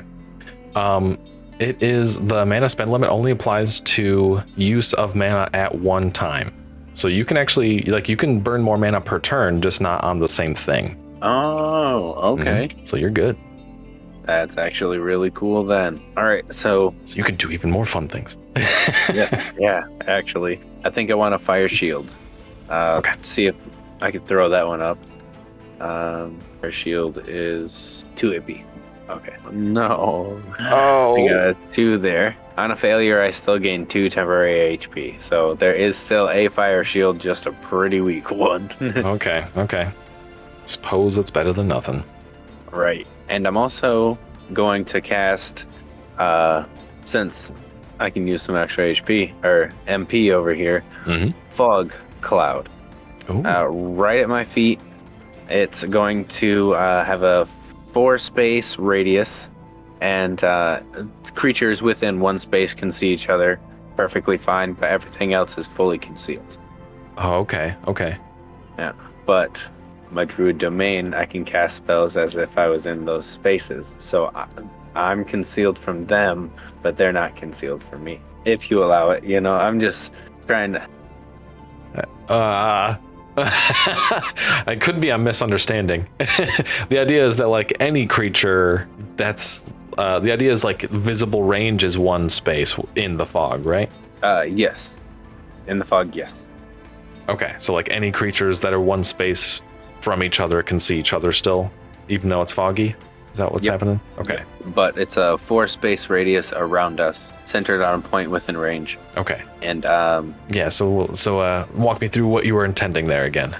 So what I'm intending is to have it go off at my feet. It's just going to be me and this guy trapped in the fog. Those girls over there can't see us because we'll be fully concealed in this, unless they want to get in the fog. Okay, 100%. But my Druid's domain, I can cast spells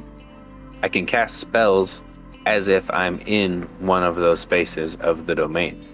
So I was hoping that maybe I could cast spells still technically right next to them while I'm concealed in fog. Oh, okay. I see what you're saying. Ooh, that's you know what? I will let you do it, but it'd be at disadvantage. Okay. It'd have to be it'd be like a feeling, like a sense thing. You know what I mean? So I'd definitely let you try it, 100%.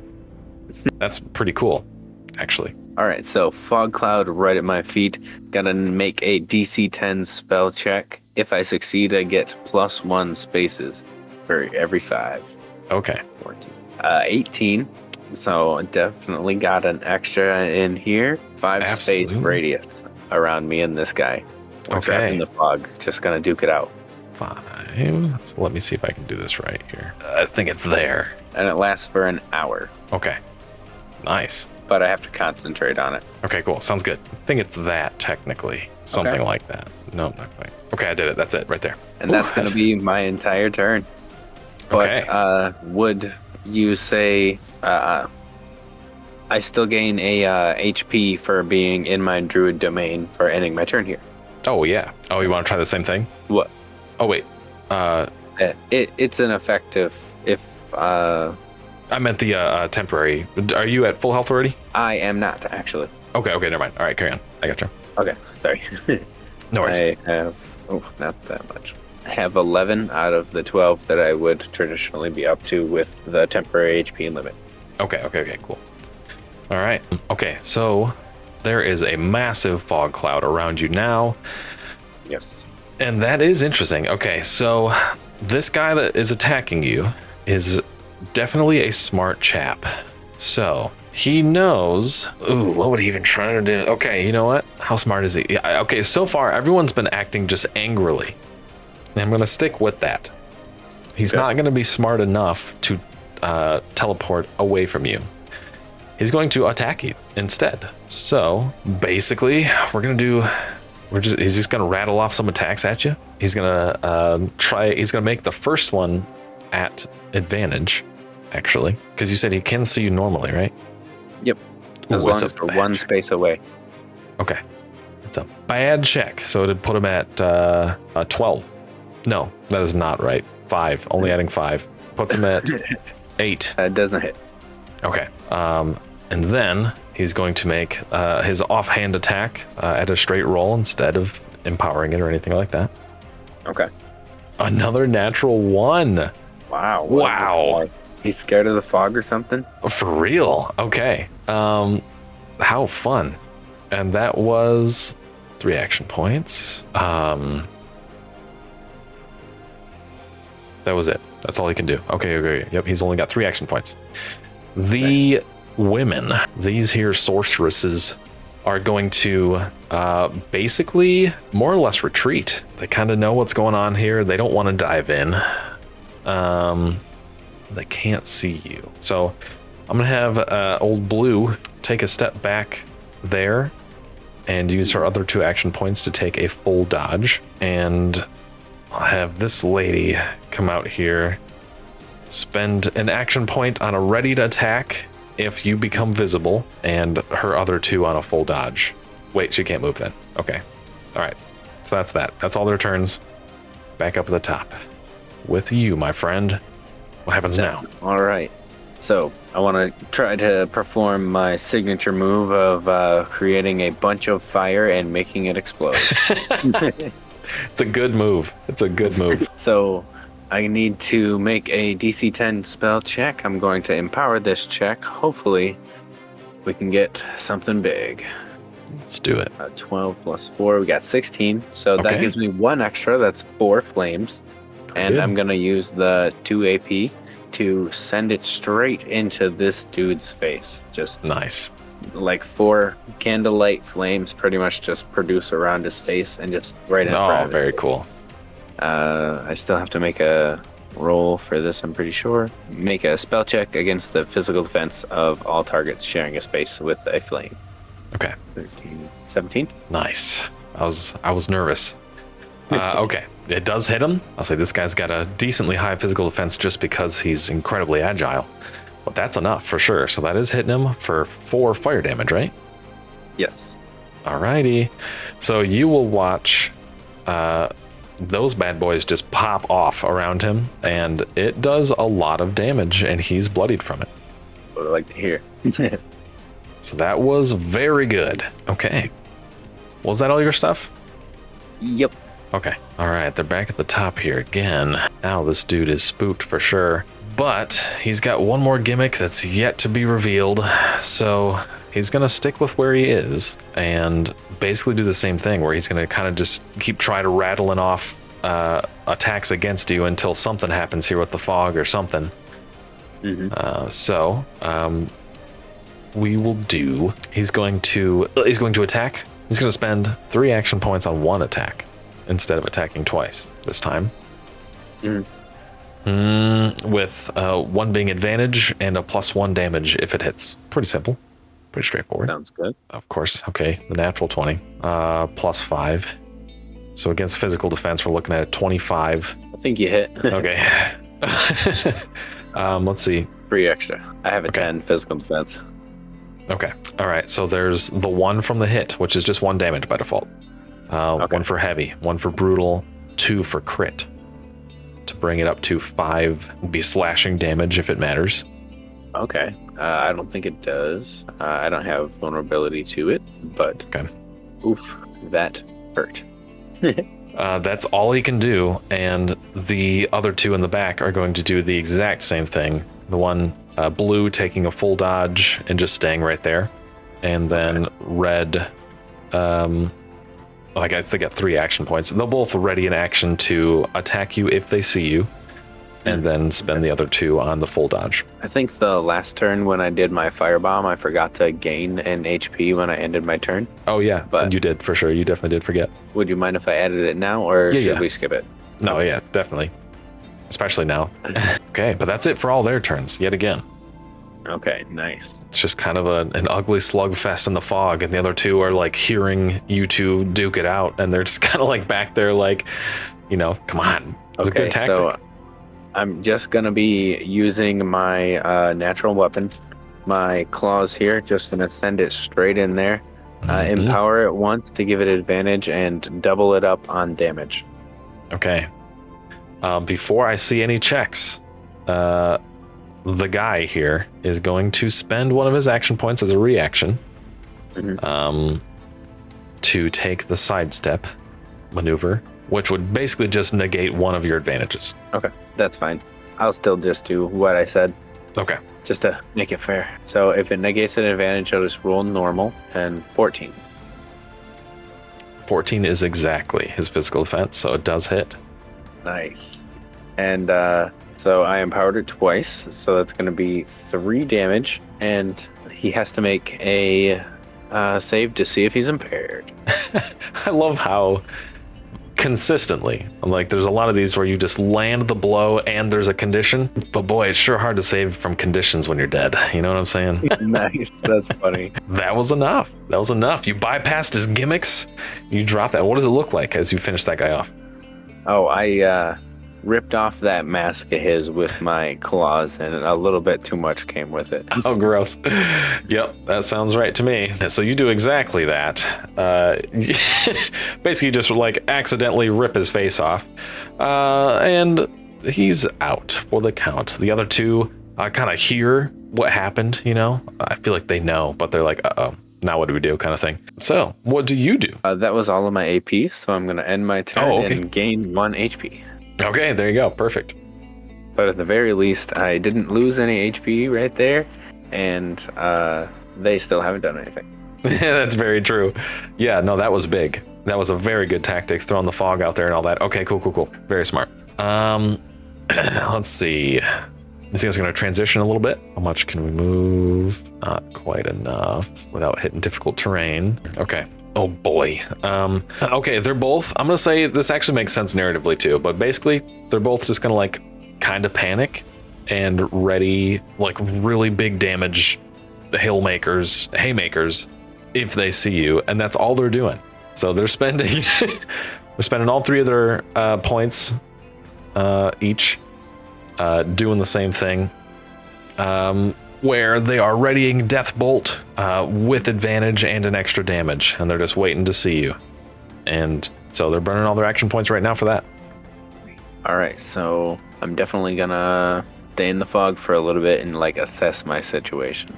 I don't want to get too far ahead of myself, and I'm starting to get lower on MP, but I'm not down and out. Okay, I'm going to cast another fire shield, see if I can inflame this one to be a lot bigger. And there you go. I don't know if you saw, but I was also going to move my character to the edge of the fog cloud with 1 AP as well. Okay. All right. Now, fire shield. All right. Well, I still got the 2 HP that comes with it. Yep. Bringing me all the way back up to 10. So it's not looking too bad.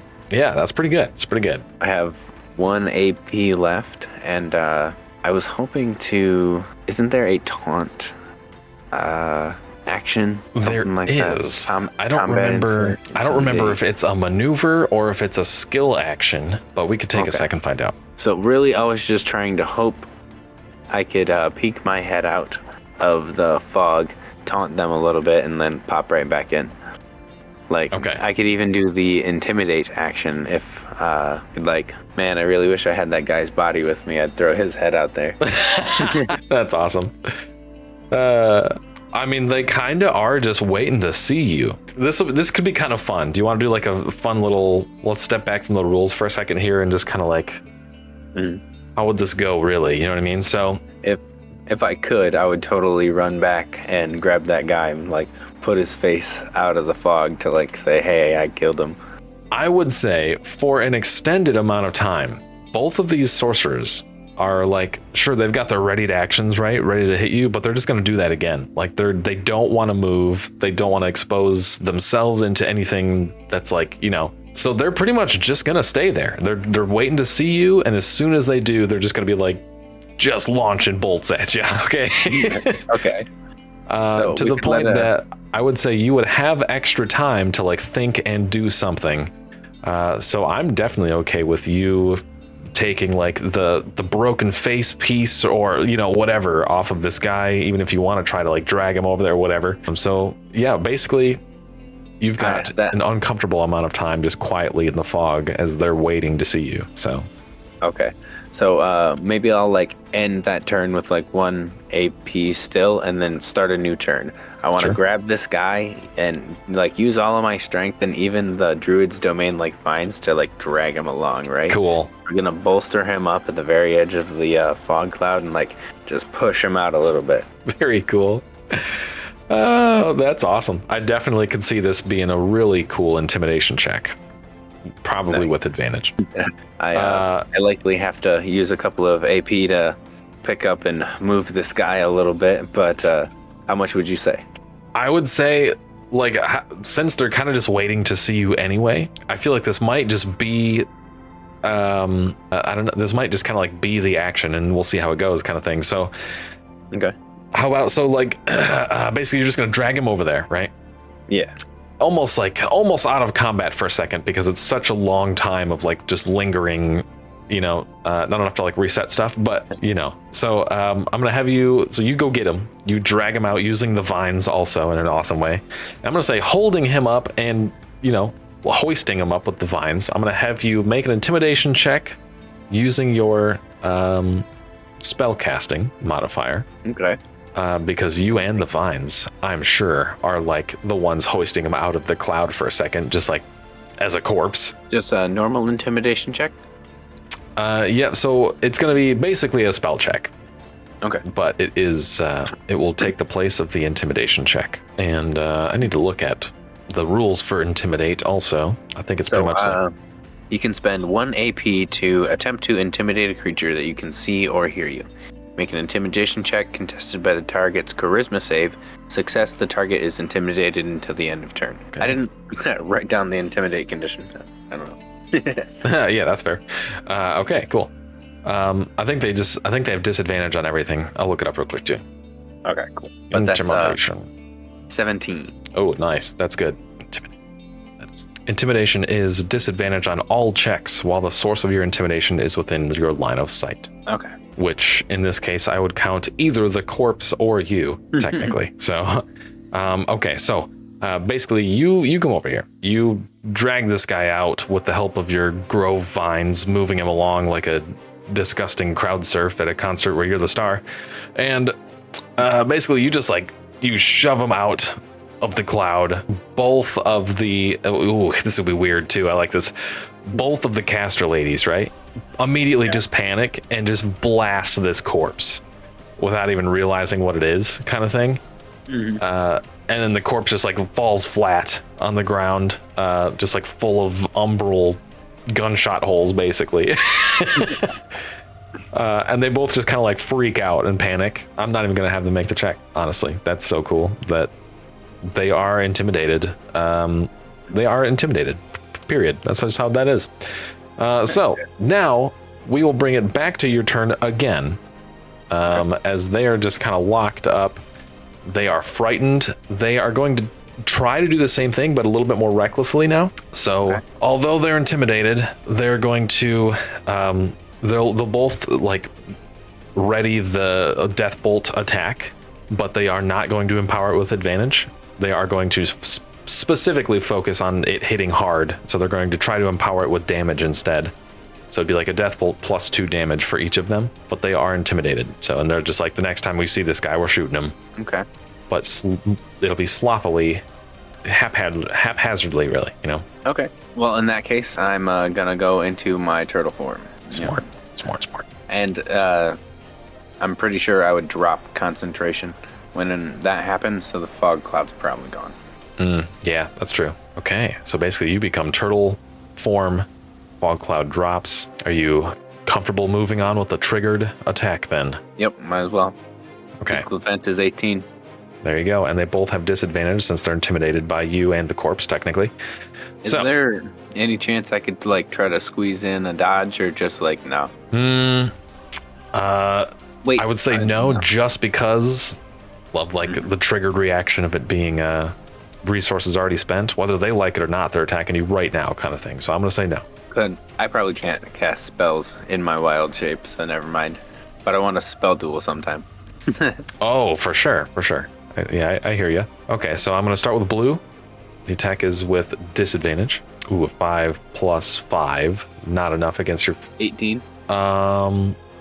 I forgot that it's umbral damage. Okay. Until just now.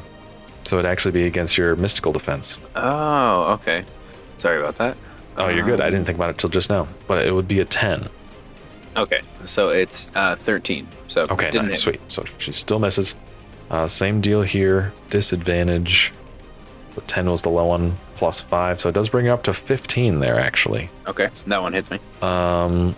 And she did empower it with 2 extra damage, so it's actually 3 umbral damage. She manages to land, surprisingly. Dang, okay. So just Teenage Mutant Ninja Turtle broke out and then like was sent right back. Like nobody likes that comic book. But I believe that they are still, I'd say that they are still intimidated, regardless of you being, that was just an awesome display. So I'll say that they still have the intimidated condition. Nice. And that's all they can do, so it's up to you. That was them activating their AP during my turn, yes. Because I still have at least 2 more AP for the turn that I was doing. Yep. Sorry, my bad. No, you're all good. So since they activated their stuff and are exposed, I guess, I'm just gonna try to tangle one of them up. Okay. Getting close to running out of magic, but I still want to cast Tangle Root, Tangle Vine. Gotcha. With my last 2 AP and 1 MP, make a spell check contested by a physical save from all creatures other than you within range. And it's 3 spaces. So okay, so you can tether them both. Yeah, if I can get 3 spaces in, maybe. Okay. Disadvantage on all checks, so they have disadvantage on this as well. Multiple creatures affected by the same thing. There is 1 roll made, I thought, but maybe not. We haven't been doing it that way, so we'll stick with doing them separately. But they both have disadvantage. Nice. We'll start with blue. Ooh, natural 1. Nice. Spell check contested by the physical save. My spell check was 7 plus 4, so 11. Okay, I'd say that they both failed. It'd be at most, I'd give them a +2. So like at most, one of them might have rolled an 8, but the other one got a natural 1. So neither of them saved, and they are both tethered. They're in difficult terrain and tethered. Nice, very good. And I'll restore an HP for ending my turn in my Druid's Grove. Nice. Okay. Is there more tethering vines that are on the floor now somewhere too? Just 1 more space somewhere. Okay. Do you have a preference as where? On the chest. Okay. We're just gonna make it look all creepy and stuff. Yeah, nice. All right, cool. All right, sounds good. Now, neither of them can move. They can attack. I'm gonna say they are still intimidated, but they're just panicking. These guys are meant to be just ranged. Yeah, these are the rangers, you know. These are the archers, except with magic. So they are both going to attack and spend another to make it a flat roll instead of disadvantage from intimidated, and then 1 more action point to empower it with damage. So both are flat rolls, starting with blue. Jeez, 19 plus 5 for their attacks. Geez, that'd be a 24 against mystical defense. I got a 13, so hits it twice. Dang. Heavy brutal, yep. Oh no, plus the extra damage. This is actually not so good. Extra damage for... Empowered once. Nice. So we got 3-4 damage out of that? Yeah, 1 by default, 2 for brutal. Yeah, 1 more for the empower, so 4. Nice. Okay, and then the same deal for red. Hopefully not the same deal. Yeah. That one is a 17. It does definitely hit, but it's not nearly as effective. 13 plus 5 is 18, not 17. Oh, okay. I'm sorry. Yeah. It does 1 heavy then. Okay, so it's 1 for the hit, 1 for the heavy, 1 for the extra, AP spent. So a 3 umbral damage from the 2 of them. Oh boy. That was everything they can do that turn. Well, I'm down to 4 health. Oh my gosh, it's getting close right now. I'm scared. So, right back to my turn. I'm going to activate Fire Shield, and I'm also going to empower it twice. Nice. Smart. I never took the red or the orange dot off for the last one, so it's just staying there. Yeah. Didn't help me much. Yeah. I literally just made it. So it's a DC 15 spell check, and I got 11 plus 4. So I just made it to add 3 health to myself. Okay. Back up to 7. So that'll help for a tiny bit. And end my turn in this thing here, bringing me back up to 8. Nice. Yes. Okay. They can't move. Man, it's like, it's ugly and it's not very exciting. But I actually imagine it narratively too at the same time, where like, you know, you bust out turtle form, they manage to hit you once, just enough to knock you back into it kind of thing. And now they're just like clinging on just like recklessly and, you know, just like panicking, just like, just shooting. You know what I mean? Like, that's really all they got. Right. The intimidation factor is still sick. So I'm going to say they're still intimidated. But I'm going to do an exact repeat of the last round once to fix their disadvantage, 1 extra damage for both of them, and we'll see. Starting with blue. Oh my gosh. Now I roll high. Definitely a good hit. 21. Okay, out of the 13. So you only got the 1 extra there. Okay, so 1 normal, 1 for extra, 1 for the AP spent to do 3 damage there. Okay. And that breaks my fire shield outright. Okay. Okay, the roll for red was a 13 plus 5, bringing it to 18 again. Okay. It does hit, but 13, 18, it does a heavy. Okay, so 1 normal, 1 heavy, 1 for the AP spent. Another 3 damage. Man, pretty much canceled out last turn. They're not. That's all they got. That's all they can do. They're literally just panic firing at this point. And unfortunately, they're landing a few blows doing it. Hey, that's how it goes, man. Gotta go down eventually. Pretty much. That's what they're hoping. For the record, that's not what I'm hoping. All right, so I really only have 2 HP, and that was the end of their turn, right? So it's gonna be my turn? Yep. All right. So I have to fog cloud at my feet. Okay. That's pretty much the only thing I can do. And See that. 2 AP, 1 MP, 20 spaces, range, DC 10 spell check. So I'm gonna hopefully conceal myself from them, so they have to try to get out of their situation. Maybe it'll buy me a little bit of time. Yeah. 16, DC 10 spell check. So I got a 5 space radius. Okay. Nice. Awesome. Okay. I can do this. I can definitely do this. I got this. And this time the fog is gonna be surrounding them. Nice. Surrounding them, so the radius is like kind of on them. Yeah. Okay. Or do you want to be out of it technically? Well, no, probably not. That probably wouldn't be good either. Okay. I think it's that. Pretty sure. Okay. All right. Cool. All right. Now what? So I forgot to mention, or I didn't realize, but tethering vines is concentration as well as fog cloud. So when I cast fog cloud, the tethering vines would have dropped. Okay. And you do prefer it that way and not the other way around? Yeah, that's fine. Okay. So I did fog cloud, and that's 2 AP, but I also kind of want to like mess with them, right? They're scared, they're excited, and they don't know where they are in the fog anymore because you can only see a person 1 space away. Right. So I want to try to, where is it? Okay, so I want to try and use Druid craft. Oh. Okay. So right between them, I'd like to, I can create a something within 5 spaces, right? A natural smell or sound, an accelerated plant growth, or revive a plant. Okay. So I would kind of like to revive the tangle roots that were around them, but it doesn't have to be like restraining them or anything. Sure. But I want to revive those and then create a like smell or sound that sounds like me, like smells or sounds like me, like I'm the one attacking this person, so they should shoot in this direction. you know? Oh, interesting. Like the fog came up, and it's like, oh my gosh, my person's getting mauled by the person, and I can't tell. So hopefully they'll like shoot in the wrong direction. Oh, cool. Okay, I like that. But I'll be using a Druid Craft twice to make that happen. Okay, I Revive get a you. plant, and then natural smell or sound. All right, well, I got to make that worth something. That's pretty cool. Go ahead and also give me a spell check, and I'm just gonna see what happens depending on that spell check. Oh no. Okay, so it's a 6. All right, well, no problem. So I will say, regardless, you hear them like after doing that, right? You hear them kind of like gasp at the sound of like, I'd say maybe they're able to quickly simulate like your footstep sounds. You know what I mean? Yeah.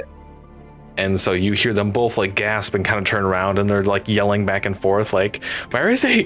What's going on?" You know, kind of thing. Like, just really, they're very panicked. To the point that I'd say that it'd pretty much lock them up. They're both just going to take the full dodge action and panic and stay right there. Okay. They're just looking around, trying to make something of it, but no readied actions, nothing like that. Full dodge, but that's all they got. Nice. I'm gonna go ahead and gain that 1 HP for ending my turn in my Druid's Grove. Excellent. Bringing me all the way up to a magical 3. That's a 50% gain. Good. And then I'm going to use Fire Shield one more time using my last mana. Okay. All right. Sounds good. In fact, no, I don't want to empower it. I want to do something else too. But Okay. I'm gonna just roll and see how it goes. Just 15 is the goal. I got 14, so I only get 2. Of course. Yeah, for real. Okay, so the next move here is I'm going to target the person of where I thought that they were. They are fully concealed, but I kind of have an idea of where they are. Especially since I threw up the fog cloud on them and I haven't moved. Hopefully And they're kind of like yelling back and forth too. So like you'd have a little bit of an audible clue for that matter. Okay. So I will let you, specifically because of your quick thinking and they're like shouting back and forth, I will let you use the auditory clue to make an attack possible at all, but probably at disadvantage. Okay. And then I'd like to empower that attack to make it just a straight roll. Nice. Let's do it. 9. Unfortunately, it doesn't cut it. It's very close though. Going south. Doesn't cut it. It's very close. Do you have anything left? Nope. That's everything for me. Okay. I'm going to say you attacking was not completely silent. It was their first auditory clue as to where you might be for real. Okay. So Blue here is going to run over to be within one space of you. She's just like absolutely panicking. She's kind of losing the tactic. She's like, we gotta do something, you know? In fact, I'm gonna say she even says that, just like screams it out to the lady that's with her.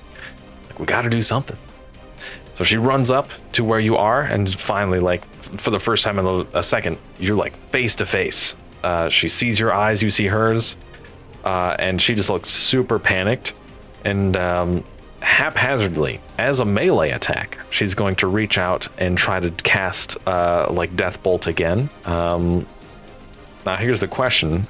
Are you going to be easy to hit on purpose, negating her disadvantage, or you want to just let her make the attack at disadvantage?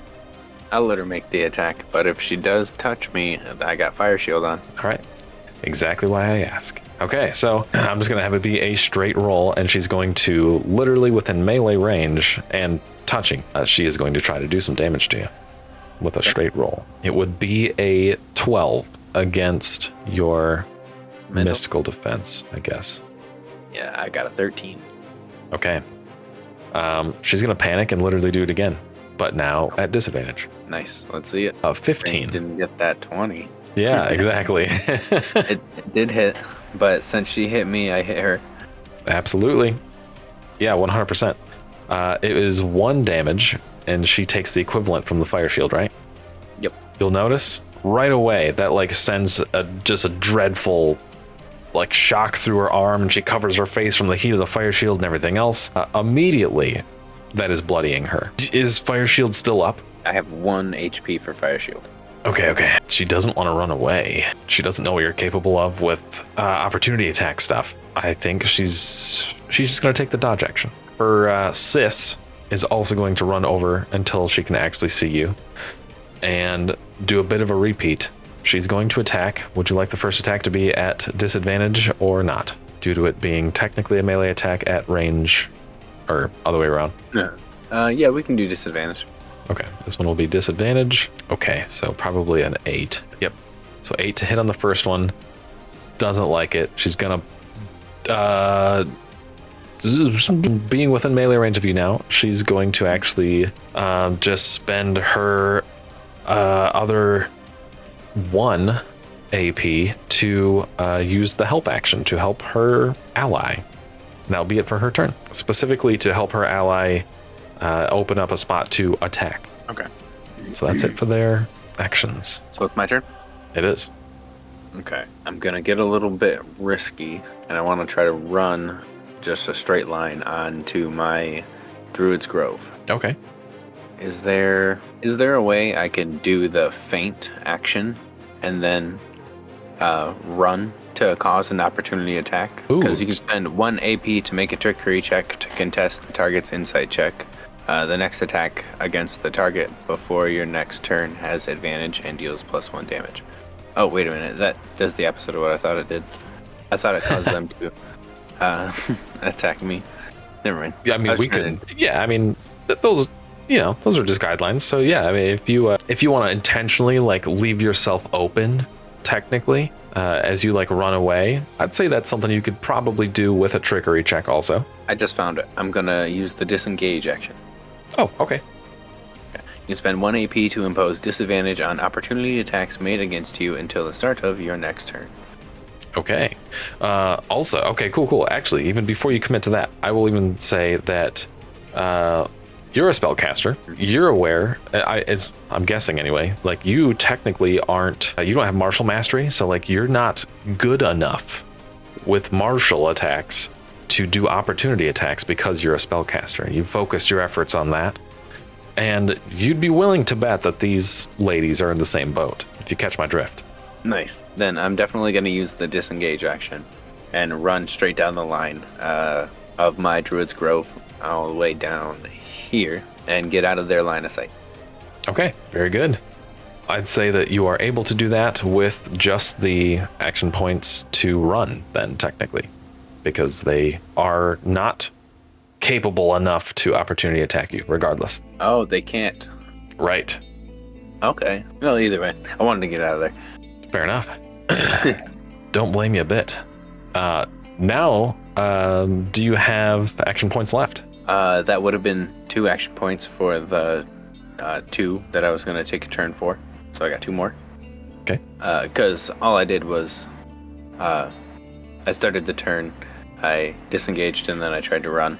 And I was going to cause opportunity attacks if they could, but I avoided it. Yes. Yeah, so you don't even need to disengage because they can't opportunity attack.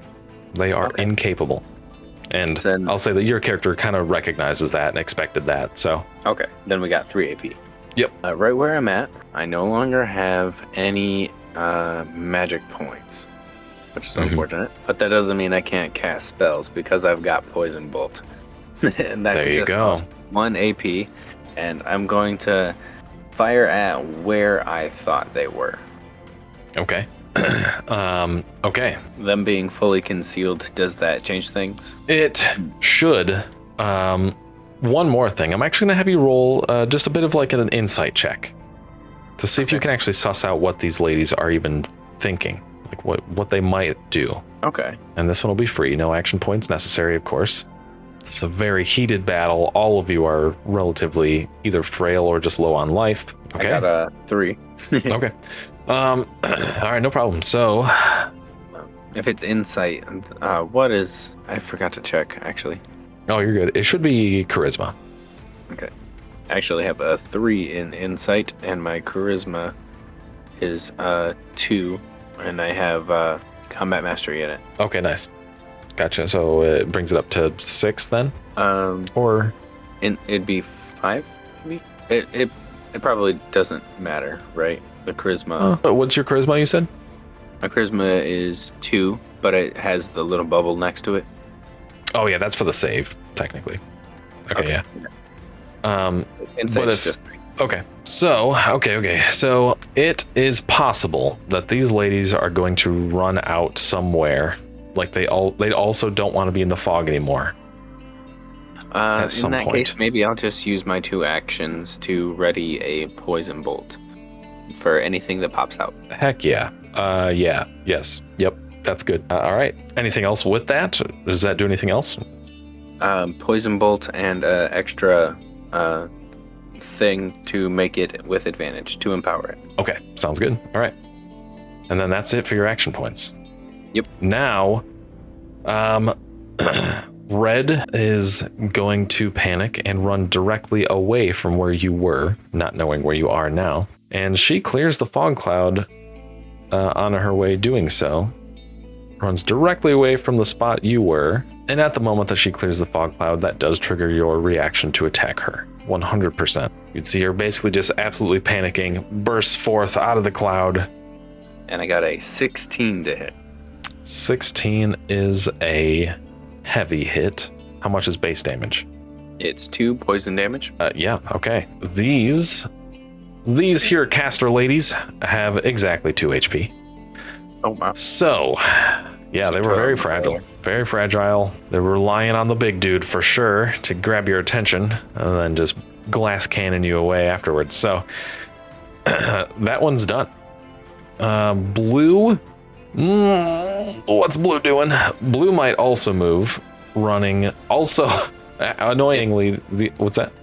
If at any point I heard names or anything like that, I would scream that Alyssa's dead, you know? Okay, so Blue is definitely panicking, and when you shout out, yeah, I'm sure they would have communicated a little bit back and forth now. And so I like the idea of you just yelling out the name and just being like, yeah, she's dead, you know, inciting some more fear. She is going to this isn't pretty. She's got very little left in her. She's going to attempt to run, just narratively stumble over your Druid's Grove that's left, taking up one of her spots, and basically just run out into the open here. That's as far as she can make it. Unfortunately, it does not trigger your, another reaction, but she's out in the open. She doesn't even know what to do. She's going to attack. She's going to try to shoot you once, but I'm going to say that she's all sorts of freaked out, and I'm going to give her disadvantage on it. Okay. And it's like a 7 altogether. So, yeah, she's just kind of like flopping around at this point. It's not pretty. She's determined to take you out, but man, not looking good. Well, if that's all she's got, then there's not much we can do to help her. It's true. I'm going to empower this poison bolt just about as hard as I can. I'm going to add 1 damage. Actually, I'm going to poison bolt, empowerment, damage. Ooh. It's going to be 3 damage total because poison bolt's base is 2. We're going to roll 3 d20s to ensure that this one goes down. 18 plus 4 for a 22. All right, give us a quick idea of what it would look like finishing off this wave. So this poison bolt, even though it seems really, really violent, it's just basically a mist cloud that's coming your way that for some reason you can't avoid. It's actually really fast in real life, but while you're looking at it, time is slowing down while it's coming at you. Ooh. And you just get engulfed in this cloud of poison, and you just don't wake up again. There we go. So with one more final intense blast of poison towards this creature, it's enough to send her out, and she drops to the ground. All of those forms dissipate, and amazingly, you're still alive at this point. So there is one more wave that I have for you that we'll have to just finish up in another episode or something, because neither of us have the time for it right now. But thank you for doing all that, dude. That was really fun. Yeah, absolutely. All right, cool. Thanks so much for watching, everybody. If you like this kind of test that we're putting these classes through, let us know how maybe better we can do it, or what's your favorite part about it. But until next time, y'all, we'll see you later. See ya.